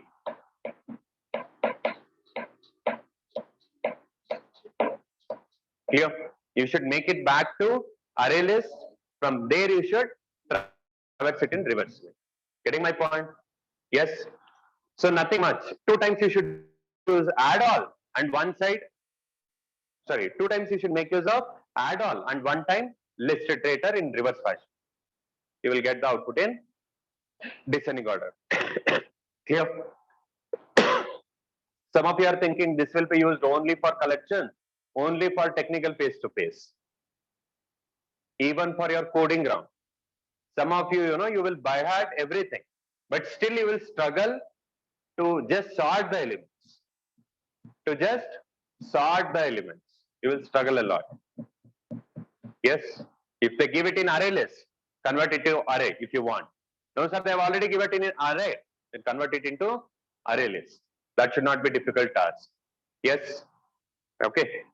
So list iterator will work only for list-based classes. Means which are those? In name itself, it is there again. Array, list, linked, list. Only these two list-based classes will work. Next, order of insertion means what? In which all classes order of insertion will be retained? You think and tell me in which all classes? Array list, whatever, however you have inserted, same way it will print. Linked list, same way it will print. Array DQ, same way it will print. Priority queue, will it print the same way? No, what it will print? The highest priority element will be printed in the beginning and rest other according to the levels. Yes, and tree set, whatever order you want you give, but it will print it in sorted order. And then Hashset, no, but linked Hashset, yes. I told you in your Hashset, can we expect that every time same output may come? May come or may not come. But in your linked Hashset, every time same output will be there. Means order of insertion is whatever is there, that will be retained. Clear? Any doubt till now? No. So now, when should I make use of array list? See, if you know this much, what is the benefit? If you know this much, what is the benefit?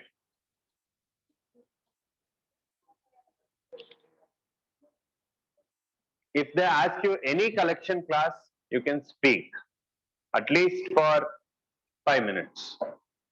5 minutes, or you assume 3 minutes at least if you can speak, because normally if I ask you, without giving this, if I ask you, you will tell the definition done. After that, you will not have any single word. Getting? But at least if you have this, you can speak at least for 2 to 3 minutes for sure. How? Each one, which is the internal data structure you will use. Duplicates is permitted or not. For loop can you use or not. For each can you use or not. Iterator can you use or not. List iterator can you use or not. At last, order of insertion will be retained or not along with that. When you should use, which one you should use. Purpose. You think and tell me, when should I make use of array list?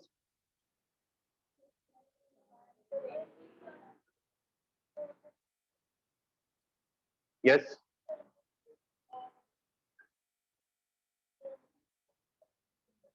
Whenever I want to add the element at the rear end, then array list is best. Yes or no? But if you want to add the element in between two elements, array list, is it better? 100% no, because so many shiftings will happen. If you can see, array list should be used whenever we want to insert an element in the rear end of the list. When should I go with linked list? Whenever we want to insert the element in between two elements, then I should go with linked list. Okay, if you can check. Same thing, whatever I have told. See, in your interview, no one will be expecting your hi-fi definitions. You by heart it from internet, you struggle if you want to go in hard way. No, sir, I want to go it in with easiest way. If you learn this much, sufficient. Getting my point? So next, array DQ. Array DQ should be used whenever we want to enter or delete an element either from front end or from rear end of the queue. Array DQ means it is a queue ultimately. Next, priority queue should be used when?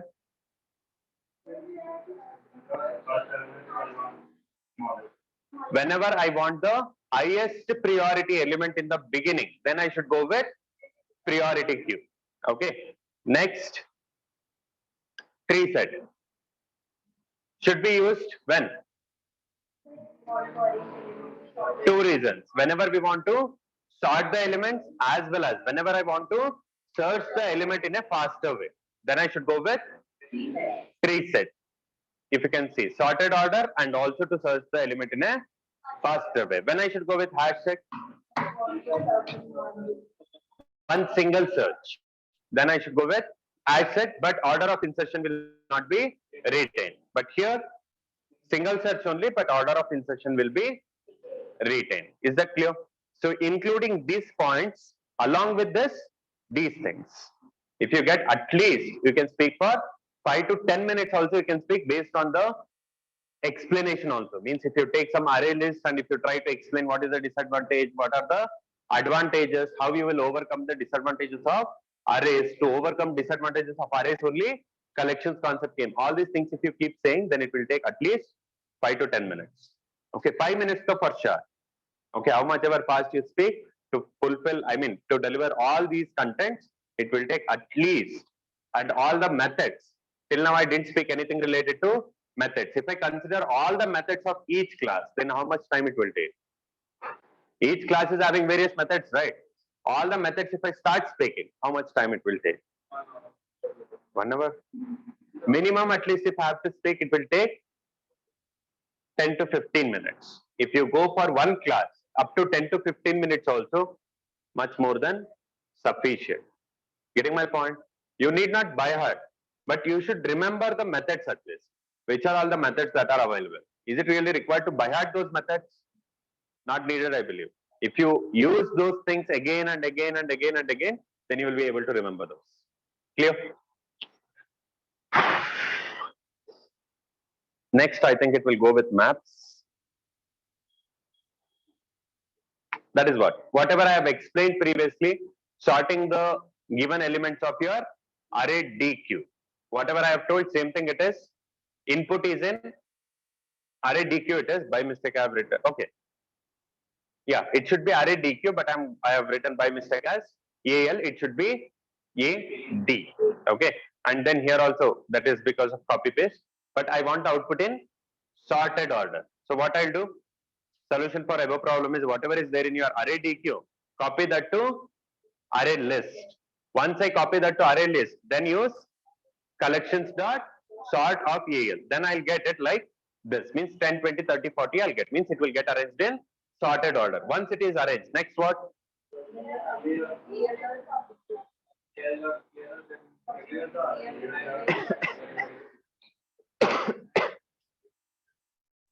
So next, I want to make use of add all directly I'm using because I have not done here. I wanted to show it in a practical example. Okay. So what we should do, we just have to clear all the elements of your array DQ and then copy all the elements of array list to your array DQ back so that you will get the sorted elements in your which one? Array DQ. Okay.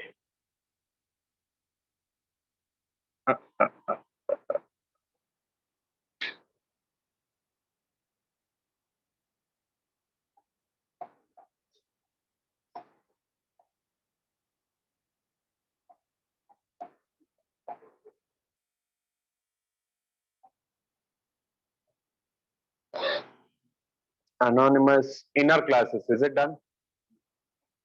No. What do you mean by inner classes? Wow. I should not have asked. So for this, I should do this one.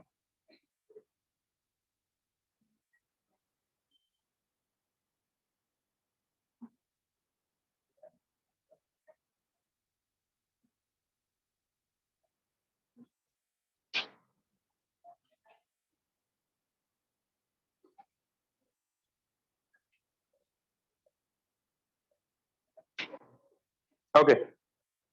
For today, I'll wind up to comparator and comparable. Okay. After that, I'll leave for today because PPT is of this one. Okay. There are yet to add few more topics. Getting that is cloning. I should add cloning of User defined classes. Cloning of inbuilt classes, there is nothing much. What I should do? If I consider AL, AD, PQ, or I mean array list, linked list, array DQ, priority queue, tree set, I set, linked I set. For all these things, these are inbuilt classes. Directly, if I want to use its reference dot clone, it will return you. But now what I want to use, I want to create clone of user defined class. That part I'll do tomorrow, and this one I think I can do it today itself. And then next, what is left out? This one I'll do now.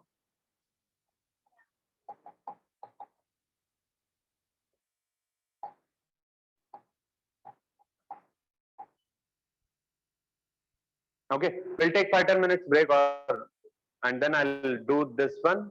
And after this, I'll do anonymous inner classes, and while I'll wind it up. Somewhere I wanted to give an example of anonymous inner clause. Where?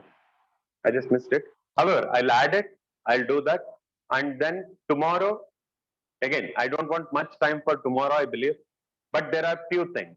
My point is that, again, in collections, if you ask me, there are n number of concepts. But should we cover everything, and is it possible to remember all the methods in all the classes? Does not really make sense.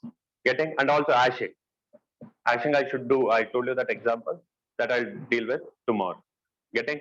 However, there are so many methods, so many classes as well. Should we know everything? Majorly used classes you should know. Okay, and that is what we are trying to use it here. Getting my point? We'll come and do that particular part, but however, for now we'll take break. Okay, first I should stop.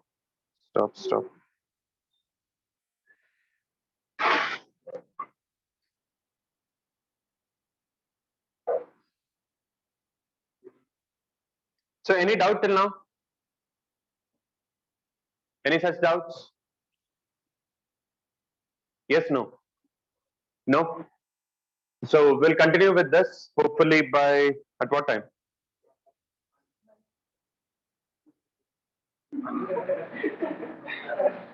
Fine, and 1 to 2 year lunch break also is there, but don't expect because 1 to 2 lunch break is there means immediately okay, I should leave now. You will think that I'll take only small topic. It is take up from 1 up to 1:20, 1:30. After that, you can leave for today. Tomorrow we'll start early, okay, so that we can wind it up. Getting? And thereafter, your core Java will be completed. Okay.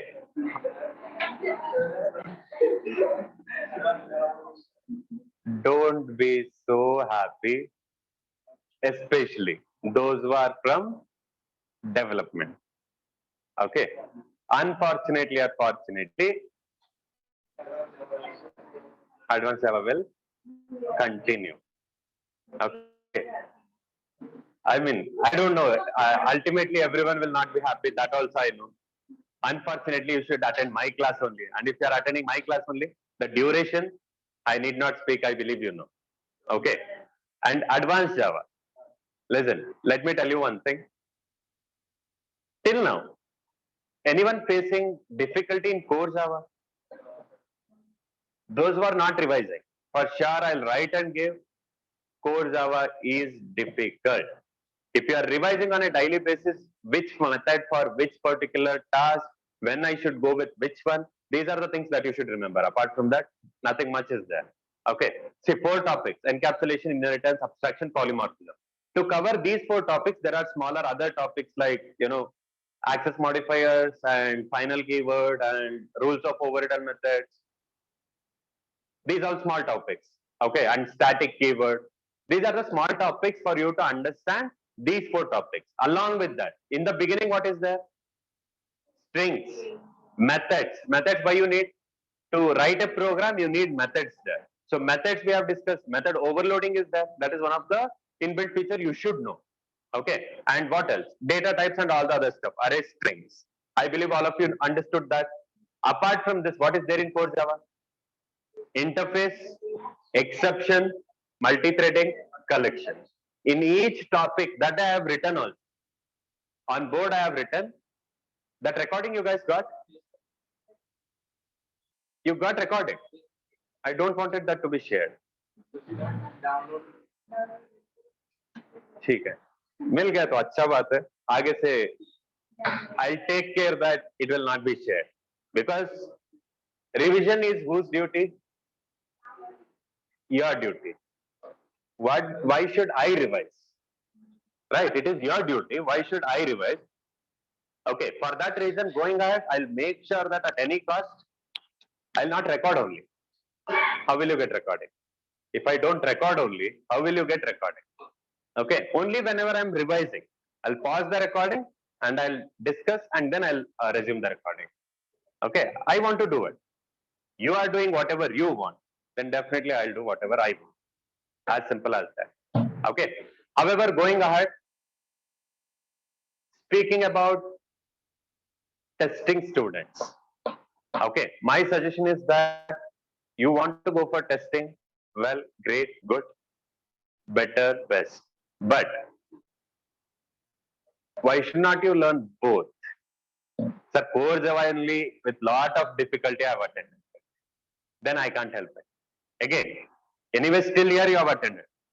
At least if you go till last, who knows? In development only you may get a good picture or good job also.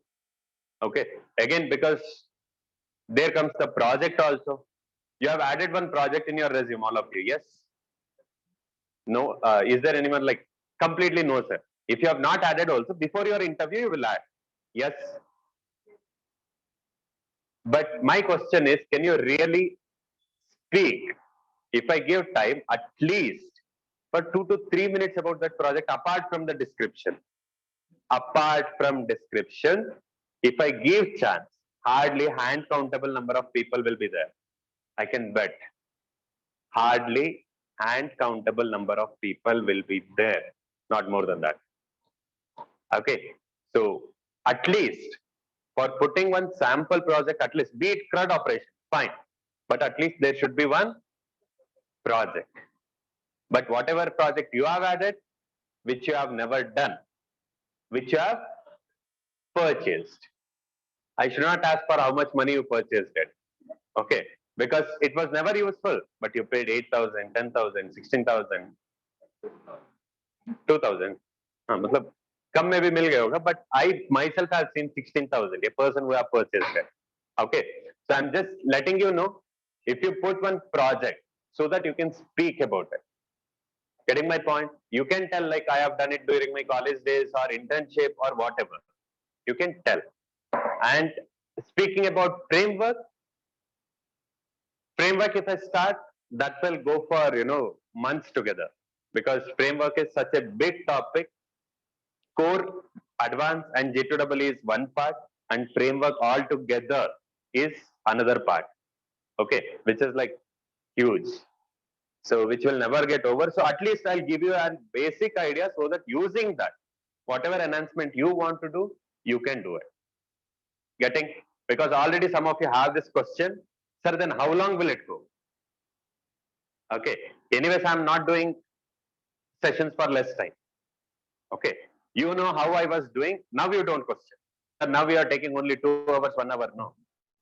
You know it well, very well. Normally it was supposed to be 4 hours. It happened. Okay. Ultimately, I'm not responsible. But meanwhile, tomorrow if I'm completing class, I will take 2 to 3 days of break for myself.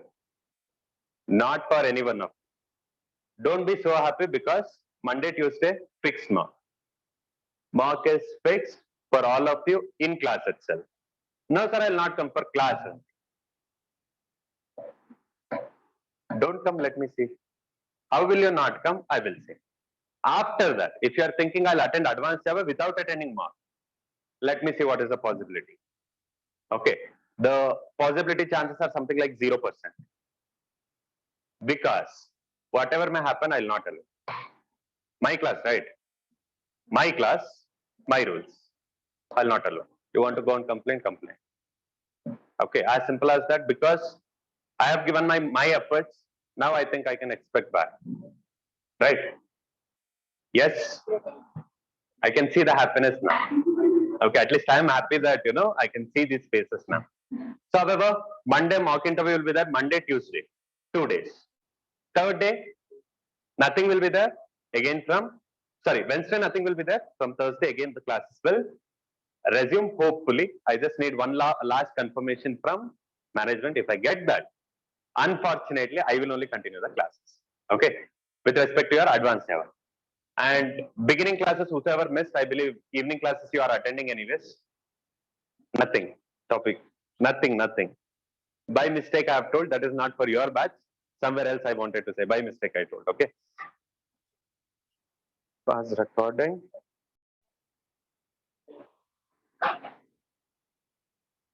So next, someone please post in group, no, to join back.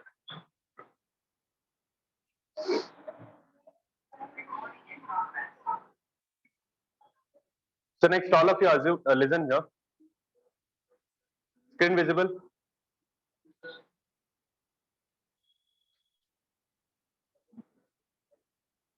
Okay. Shall I start?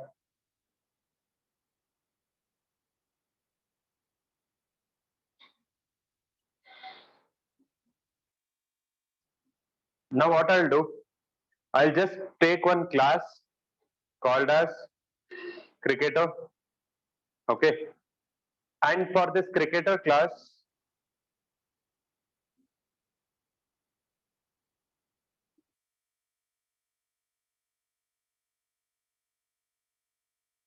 all of you joined?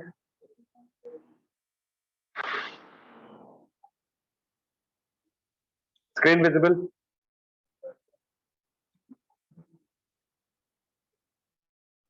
Here, I will just take three classes. I mean three variables. Which are those? Integer type, runs. For a cricketer, what are important? String type, name, and integer type, wickets. Or you assume that I'll say float type, run rate. Okay. So next what? I want to create constructor. Which type of constructor I want to create? So here, I believe all of you know how to create it. Get constructor using fields. Okay. So next, here select all and then generate. Got it? I just have considered three variables, that is runs, name, and run rate. Okay. And then I have created one constructor also here. Now, what I want to do here,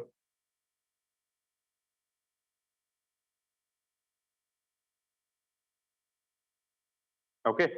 So now what I want to do here, if you ask me, I want to create three cricketer objects. What I want to create? Cricketer type C1 equals to new cricketer. And how many parameters I should pass? Three. One is name. Sorry, runs is first one. Second one is name. Third one is run rate. Okay. So like this, how many cricketers I'll create? Three. Okay. First one. What is the runs? 10, 30, 25. Okay. Name Sachin, and then Dravid, and then Seva. And run rate I should give. How much run rate I'll give? I'll simply give random run rates like 10.5f because it is a float, and then 20.5f, and then 15.3f. Yes. Again, here C1, C1, C1 is there, so it will give error C2 and C3. Yes. Now I want to sort these cricketers based on run rate. Sorry, runs. Based on runs, I want to sort these cricketers. How can I do it? Based on runs, I want to sort cricketer. Before that, first let me check if I print, what will I get? So ultimately to sort these cricketers, whatever elements I want to sort, those should be present with reset. Collections dot sort if I want to use list. It does not mean array list only, it should be any of list based classes, that is either array list or otherwise linked list. Any one of these two should be having that, which one? The data, whichever I want to sort. Okay, now what I want to sort? I don't want to sort runs. I want to sort cricketer based on runs. Now whose runs is greater?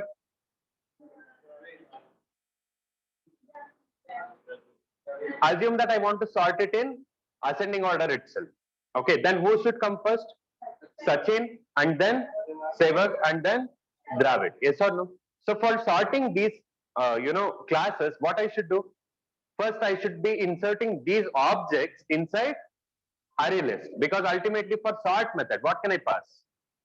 List only. So ultimately here, just observe, I want to sort this. So I'll say collections dot sort. Okay, what it is expecting?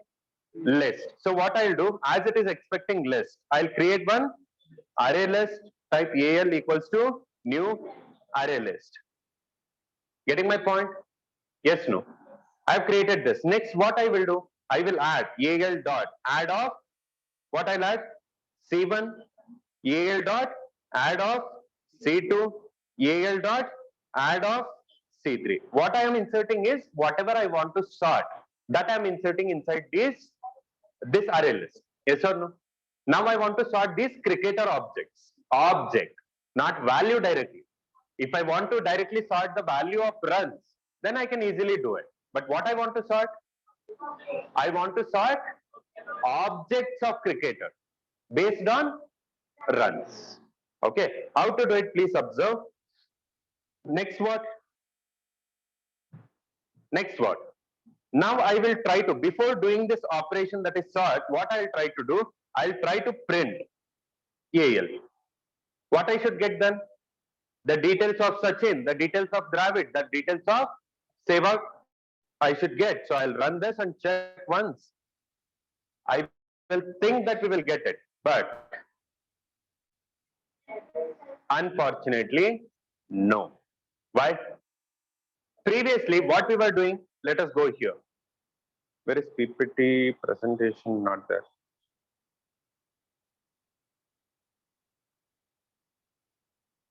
So if you observe this, now this is the way it has been stored. Am I right? There is an array list called, where it went?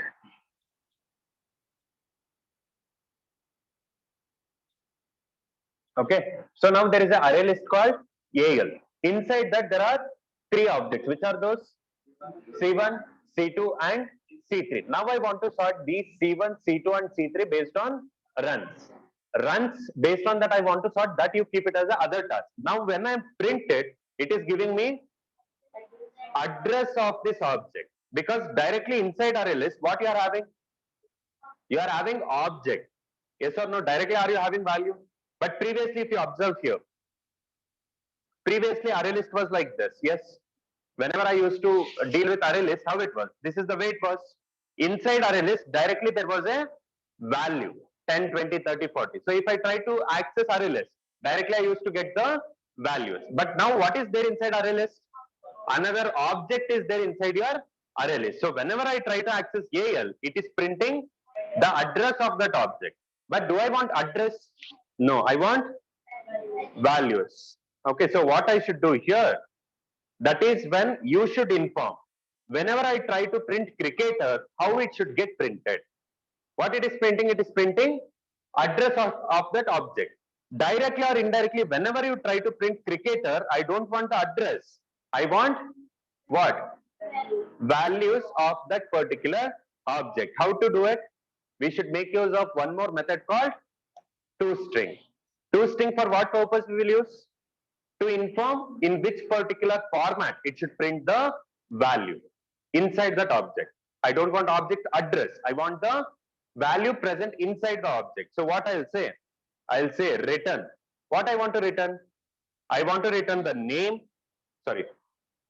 runs plus name plus run rate. Yes. Now we will check. Now we will save it. Now we will try to run it. What output we will get? You check. What I am getting? Am I getting the values now?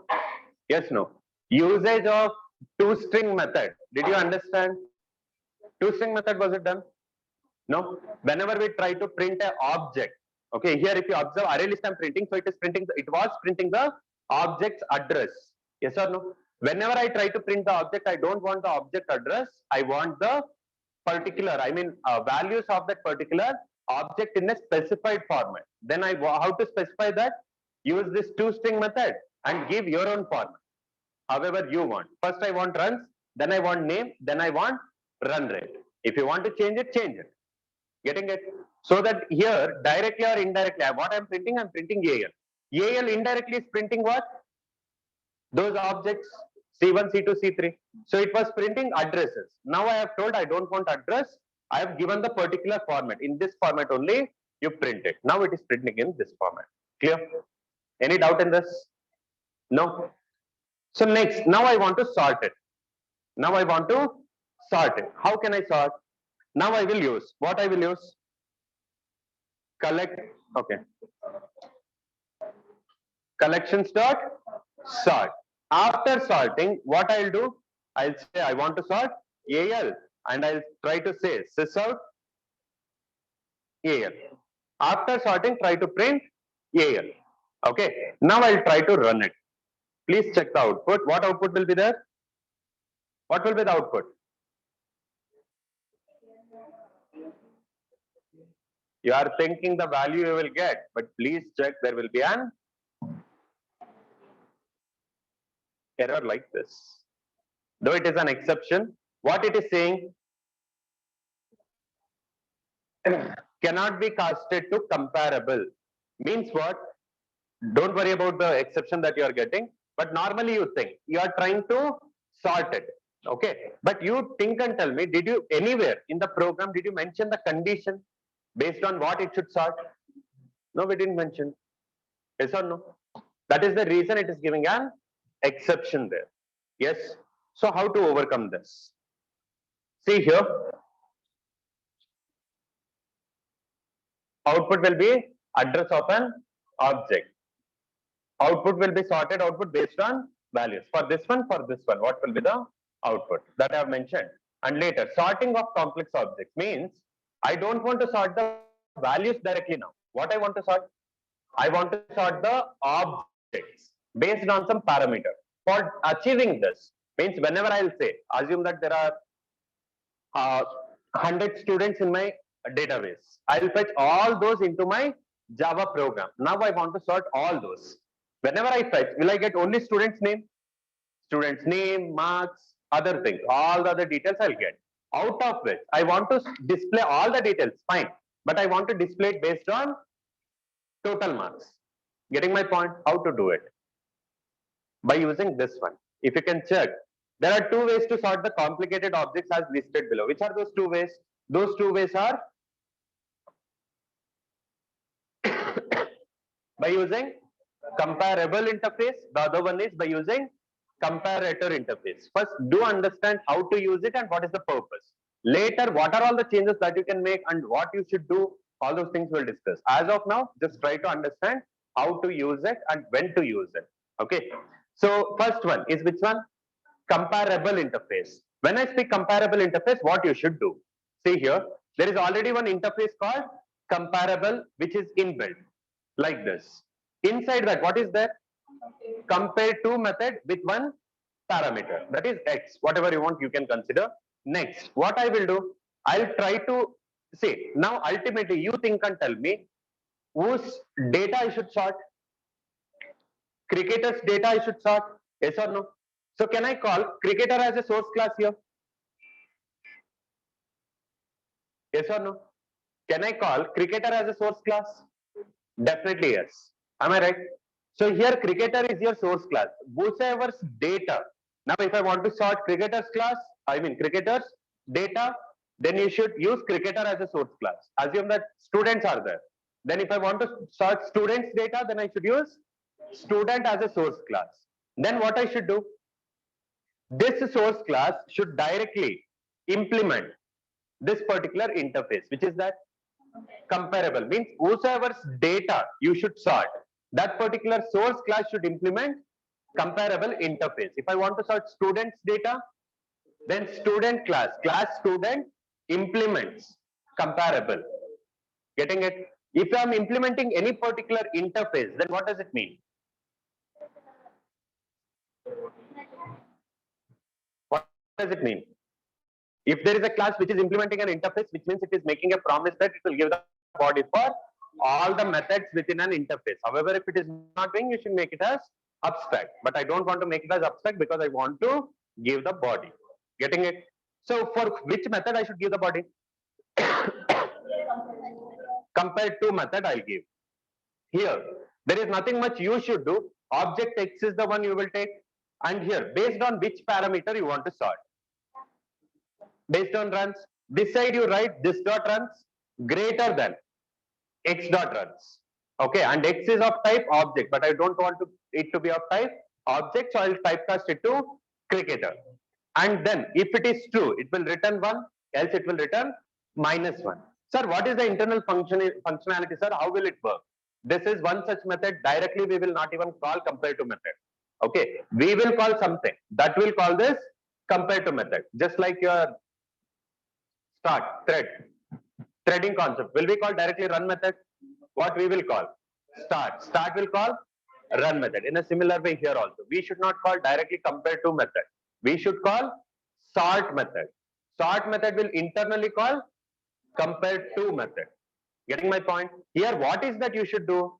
You just have to inform based on which parameter the comparison should happen, and it should sort the object. Ultimately, it can clearly understand if this class is implementing an interface, which means it will clearly understand that this is the object whose data I should sort, means related to cricketer object. Inside that, if you want to sort it based on runs, just write runs here. Does it mean that you should pass only runs? No. If you want to pass, not name, string, not string. If you want to pass floating type data, you can pass floating type data as well. But here, what should be the return type if I pass run rate? If I pass run rate is of type float. And here, what should be the return type? Still integer only. Just because you are passing floating type data, it will not change the return type. Return type should be same. Getting my point? If you remember the rules of overridden methods, the second rule, what does it say? We cannot change the return type of overridden method. However, if there is a easy relationship, you will be able to change it. But is there any easy relationship here? No. Clear? Yes. So now what I should do, I just have to implement this code, or more or less just observe. I'll not do anything much. Now there is an exception, right? Which data I want to sort? Whose data? Cricketer. So go to cricketer class and say implements comparable. Yes. Now it will definitely generate an error because you didn't add those methods. Unimplemented methods are there. So add unimplemented methods. Immediately you will get somewhere over here. Yes. Here what I should write? If this dot runs greater than. Okay. Here object O you have taken. If you want to take X, take X. And here what I'll write? X dot runs. But X is of type object. I don't want it to be of type object. So what I'll do? I'll typecast it to cricketer.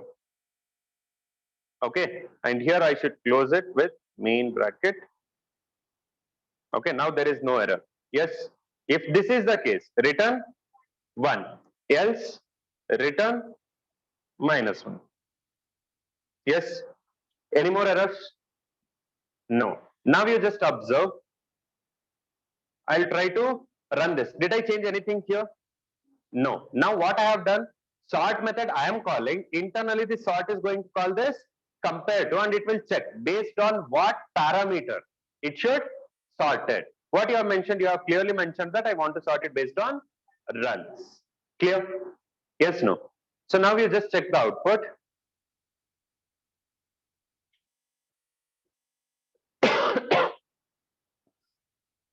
Already it worked. Class cast exception. Okay, I didn't save.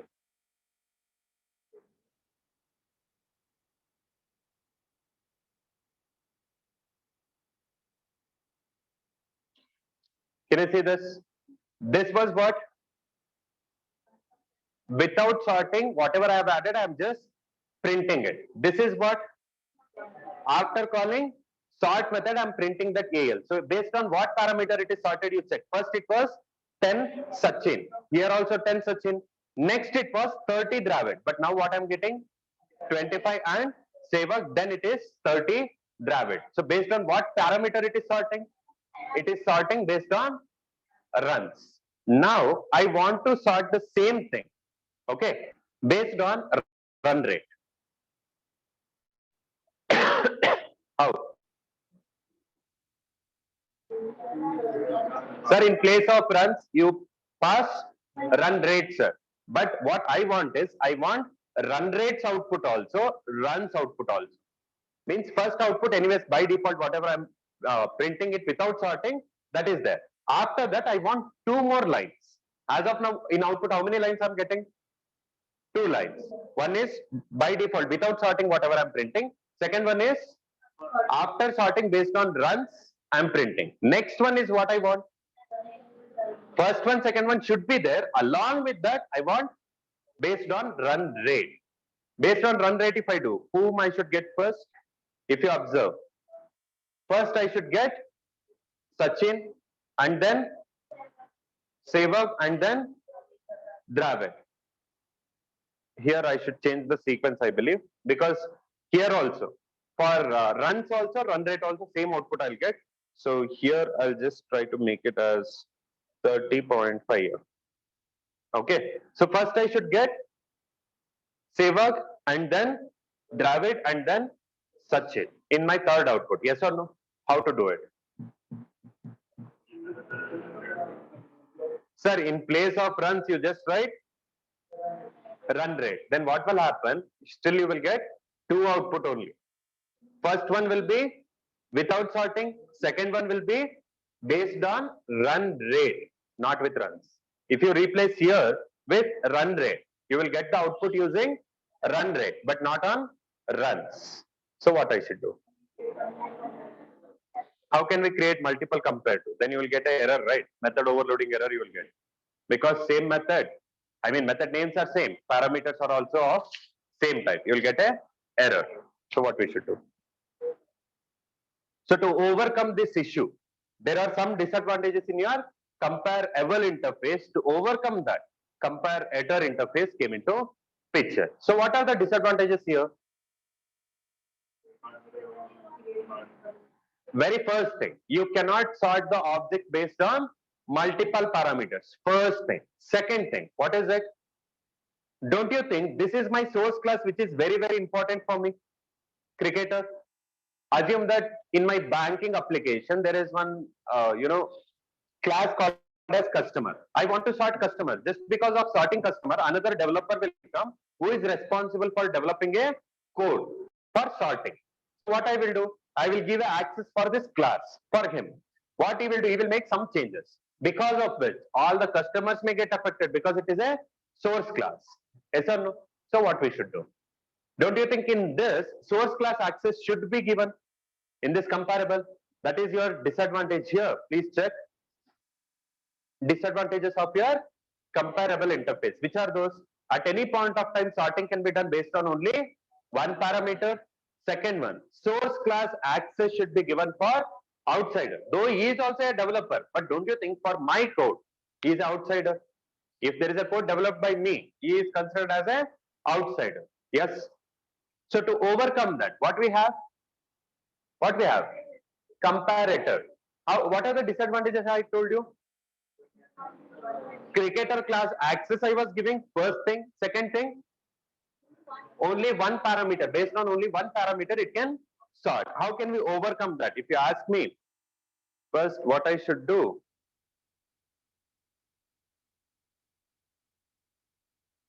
What is this? Comparable interface.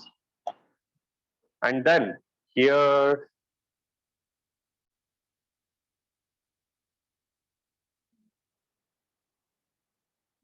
comparable interface I have added. Next what? Now I want to deal with comparator interface. Which is that? Comparator interface. So please check here. How to deal with comparator interface? There is a comparator interface which is inbuilt again. Within that, previously there was a method called compare to, but here there is a method called compare. Previously there was one parameter, but now there is two parameters. Okay. Now what I should do? Previously we were giving the access to my source class, but now I'll not give it to source class. What I'll do? I'll create another class, and that class will be implementing this interface. Getting my point? So here, what will be there? Same thing. You just have to mention. I mean, previously this dot runs and x dot runs. I'll typecast it to cricketer. But now there are two parameters: x dot runs, y dot runs, and typecast it with cricketer. Getting my point? Yes, no. So now what is the benefit here? Cricketer class, is it involved? No. And however, second disadvantage, that is source class access was given. Here is it given? No. I want to do it with multiple parameters. How can I do? Create another class called beta. Alpha is there, create another class called beta. In that you sort it based on run rate. Yes or no? How to do it? Just observe here. Now what I'll do? Cricketer, let it be like this. I don't want this, as well as I don't want this. What I'll do? Class, please observe carefully, because next topic, if you want to understand, this is important. Implements. What? Comparative. Error will be there. So I should import as well as add unimplemented methods. If I get this much, here if you observe, O1 and O2 is there. Okay. So what I'll say, if O1 dot runs greater than O2 dot runs. But O2 is of type what? Object. But do I want object type? No, I want it to be of type cricketer. Yes. So I'll copy this. I'll paste it. And then, okay. So if this is the case, return 1, else return -1. Yes. Now, previously what was happening? Cricketer was directly implementing that interface. But now, is your cricketer implementing interface? No. So what I should do here, I myself should create the object of alpha. Okay. And what I should do? I should pass here. If you observe, AL is there. On what basis AL should be sorted? Runs. Where is that runs condition mentioned? Inside which class? Just now we did. Inside which class I have mentioned the condition based on which it should be sorted. See here, if you observe inside alpha class, what did I do?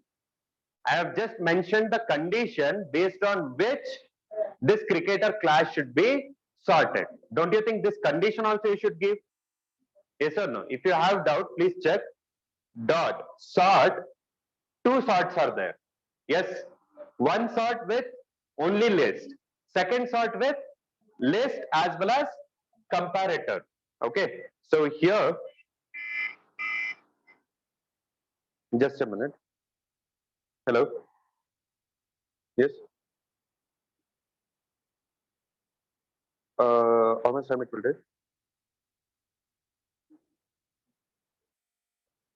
Okay, I'll. Okay, you can come. Oh, okay. Yes, yes. Yes. So here, if you observe collections.sort, I'm using. Okay, collections.sort, one with only list, second one with list as well as comparator. So now I will use which one? AL is a list which I want to sort, and then comparator is what? A. A is a reference of what? Alpha. Within alpha, what I have written? Condition based on what it should sort the cricketer object. Am I right? So now next what I'll do, I'll try to print AL. Got it? So now again it will print, it will print the output based on what? It will print the sorted output. But sorted based on what? Please check the output. Run rate, huh? Did I anywhere mention run rate? Please observe, it is still sorting it based on runs only, 10, 25 and 30. Am I right? Okay. So next what, sir? Now I want to sort it based on run rate also. What I should do? Create another class, not pass the parameter, create another class. Here in place of runs, just make it as, okay. So now this time here what I should do? Again you call collections dot sort method with how many parameters? 2. First one is what? AL, the data what I want to sort. Next parameter is what? Beta. So here class name did I change? No. Assume that I'll say beta. Okay. So now here what I'll do? I'll try to create an object of. Okay. Now here what I should pass? Data what I want to sort is the first parameter and second parameter is condition based on what it should sort. So what I should pass? B. After that again try to print AL. Now you run it. So I should get 3 out. Okay, I'm so sorry. I should get 3 outputs here. First one is unsorted data. Second one is sorted based on runs. Third one is sorted based on run rate. If you can observe, first is 15.3, next one is 20.5 and third one is 30.5. Is that clear? Yes, no. So what are the benefits of your comparator interface? Both the disadvantages of your comparable interface has been overcome by comparator. Those are only the advantages. Means what? Source class access need not be given to outsider. First thing. Second thing is we can sort based on multiple parameters. Assume that I want to sort it based on string or some other parameter, wickets. What I should do? How? Create another class. That class should implement comparator interface and then inside that you should just have to mention based on wickets. Then what? Create an object of that new class. Assume that it is gamma. Okay. Next what? Collections dot sort. What I should sort?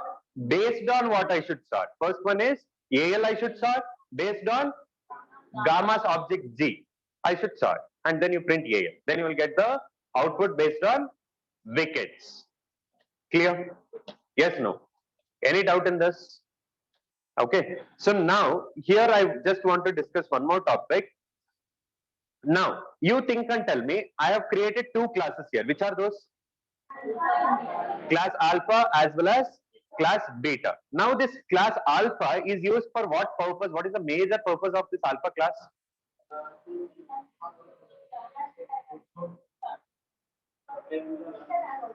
For sorting. What is the major purpose? Condition based on what it should sort, not the sorting. Condition on what basis it should sort. That is mentioned inside alpha. You think and tell me where exactly that condition is required. Is it required inside your cricketer class? No. Where I am sorting? I am sorting inside comparable interface, this class. Inside this main method only I am doing the sorting functionality. Yes or no? Ultimately, so here I'll take one example, keep it as an example itself. Okay. Now, launch cricketer is there. Assume that comparable interface, whatever I have written, that should be launch cricketer. Okay. Alpha is there, cricketer is there. Yes or no? This alpha is required for cricketer class or launch cricketer?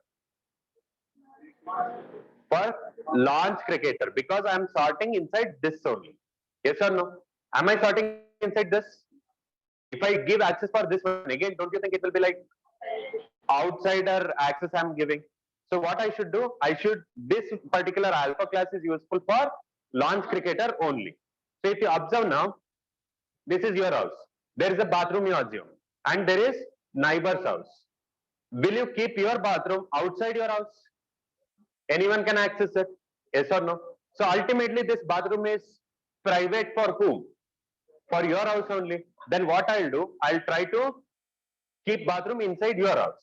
Yes, in a similar way, this alpha also. Alpha is related to what? Launch cricketer, not cricketer. Launch cricketer. So I'll keep that class inside launch cricketer itself. So here, what I should do?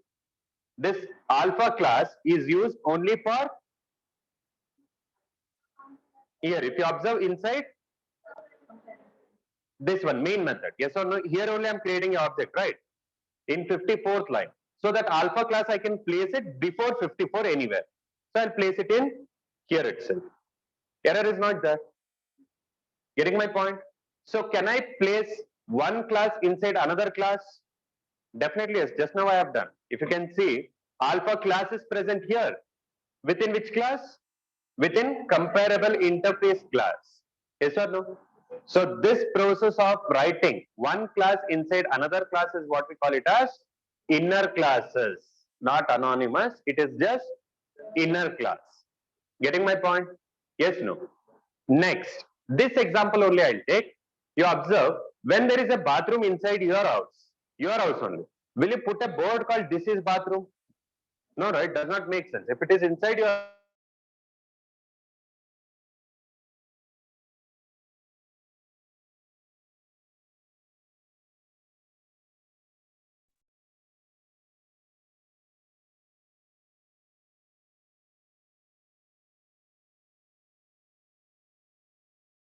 and then alpha also I'll remove.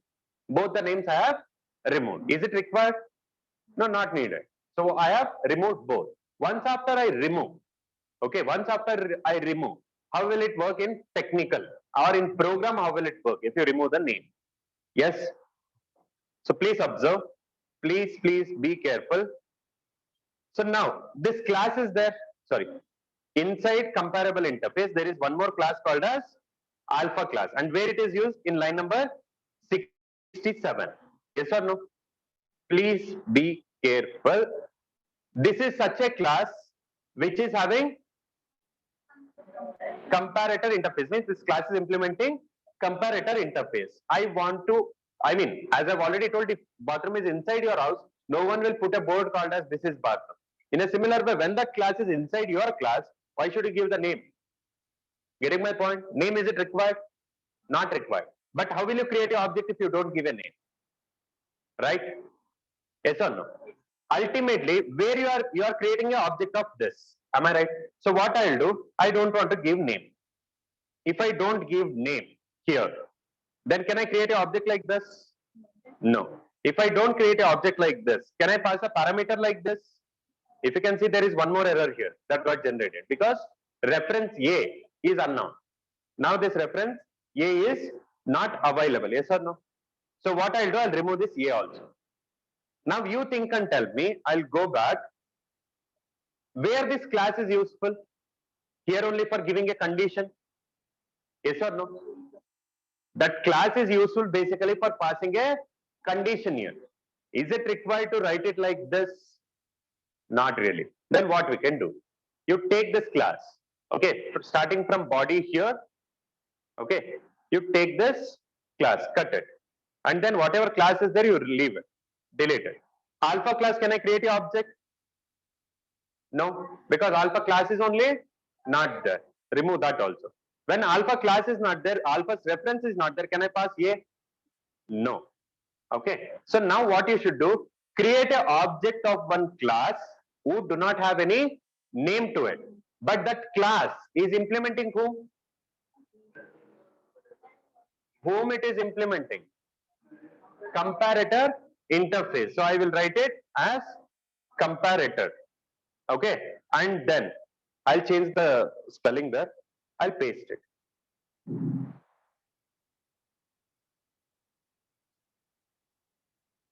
Just a minute.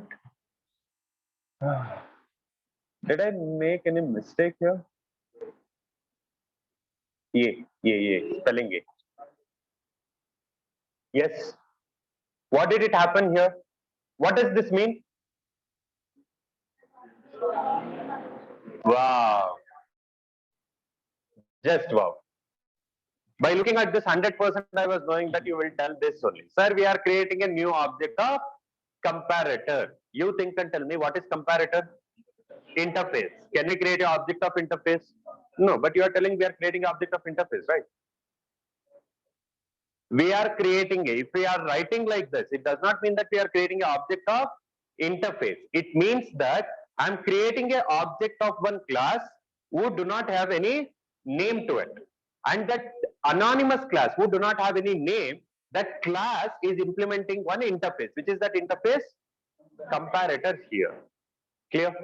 I should inform this also, right? That this class is implementing comparator interface. How can I inform? I can inform like this. Is that clear? If I want to follow the same process for this one, for B, how can I do it? First thing, this class beta is there here. Yes. I'll just, please observe, I'll just cut this. Okay, beta class I have cut. So now where I'm using it, I'm using it in line number 56. Yes or no? Yes or no? Beta class where I'm using? Line number? Line number. Beta object where I'm using? Wow, pata nahi. We are using it in line number 56. So now that class, whatever I have cut, I'll paste it before this 56. So now, is there any error? No. So now what we call this concept as? Whatever we have done now. Inner class only, not anonymous inner class. Inner class means having one class inside another class. That process we call it as inner class. Next, what I'll do, when it is inside this class only, is it required separately to put a board that this is beta class? No. So what I'll do, I'll remove this. If I remove this much, can I create an object? No. If I cannot create an object, can I create a reference? No. So ultimately what I'll do, I'll remove this reference. I'll remove this object creation and then I'll remove this class. Now this is the body of this class. Yes. I'll cut this. Okay. Now what I'll do, I'll create an object of, simply if I write like this, what does it mean? If I write only this much.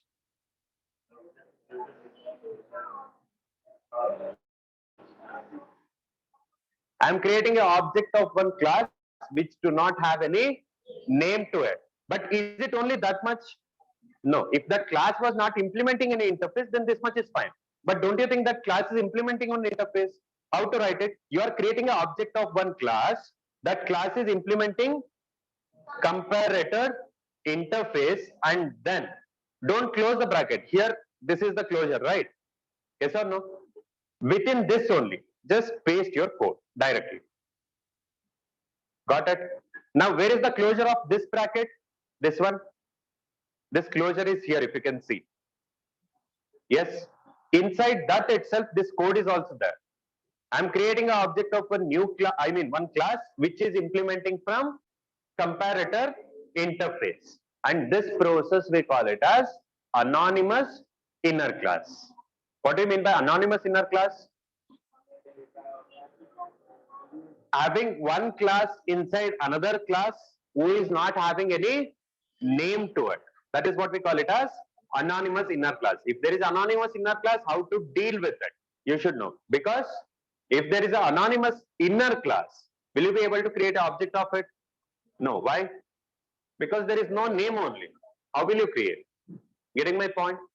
Is that clear? Sir, if I write like this, will it really work? Please check.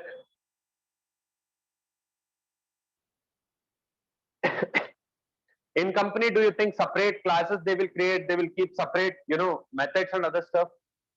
No. If it is like this, means it is related to some particular class only, then they will make it as inner class. And when it is inner class, you don't need name. Whenever name is not needed, you will make it as anonymous inner class. Is that clear? Yes, no. And is it working perfectly fine? Perfectly fine. Clear? Any doubt in this? More on this we will discuss hopefully by tomorrow. For today, I'll be winding it up for now. Again, this is what? Refactor, rename, not comparable, rather comparator. Next and finish. So next what?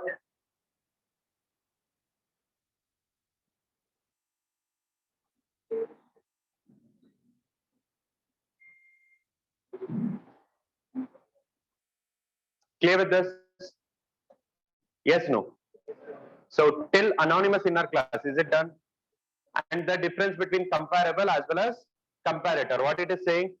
Comparable. Expect the body for which method? Compare to. But comparator for compare method. And comparator, single parameter, here two parameters. It is present in java.lang package and the other one is in util package.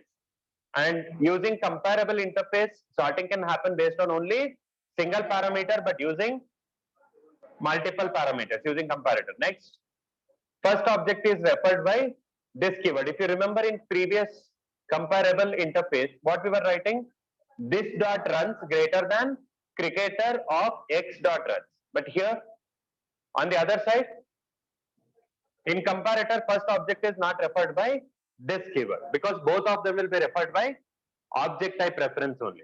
Clear? And then source class will be modified. If you remember in your comparable, what we were doing? We were giving the access of source class to outsiders. But in comparable, are we doing it? No, we are creating another class. That class will be implementing comparable interface. We'll create an object and we'll pass that as a parameter. Yes. So next, gets invoked automatically when collections.sort method is invoked. Gets invoked automatically when collections.sort with two parameters method is invoked. Is that clear?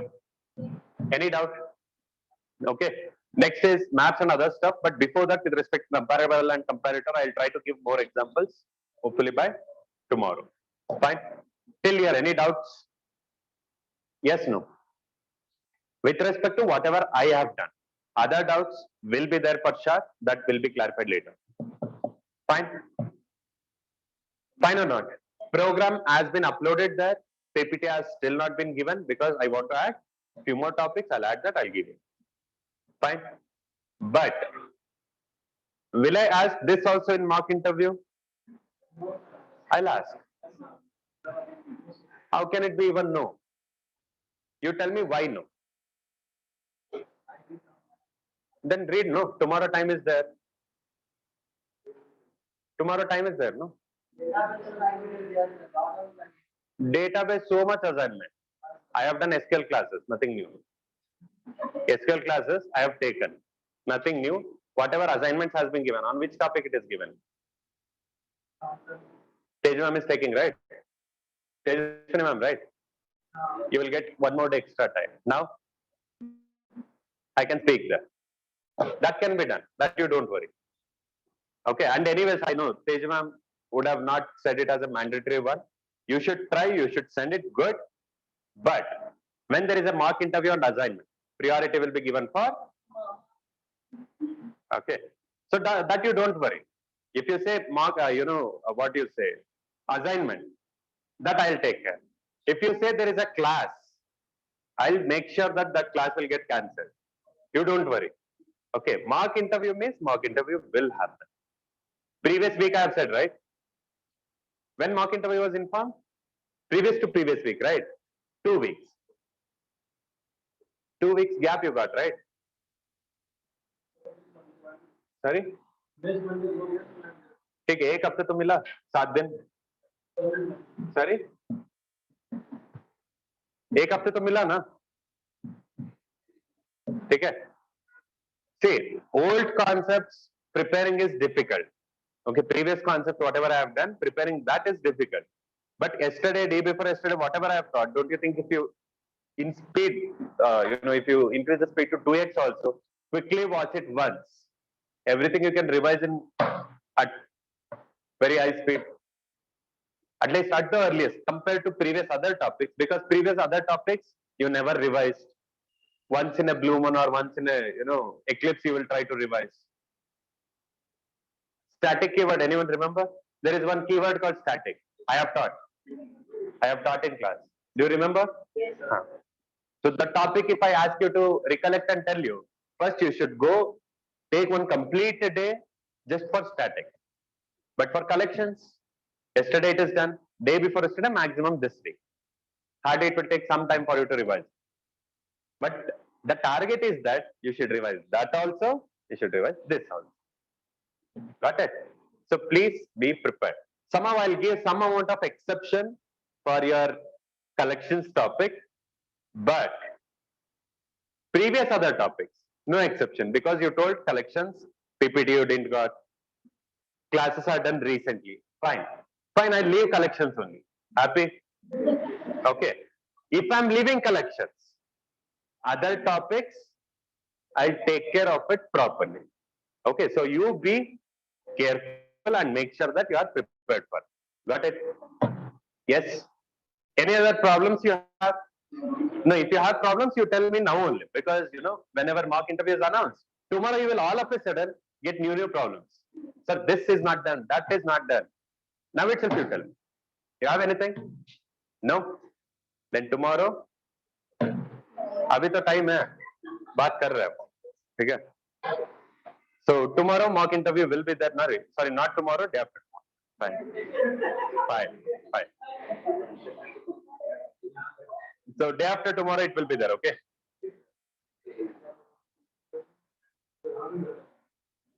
Fine, then you guys can leave for today.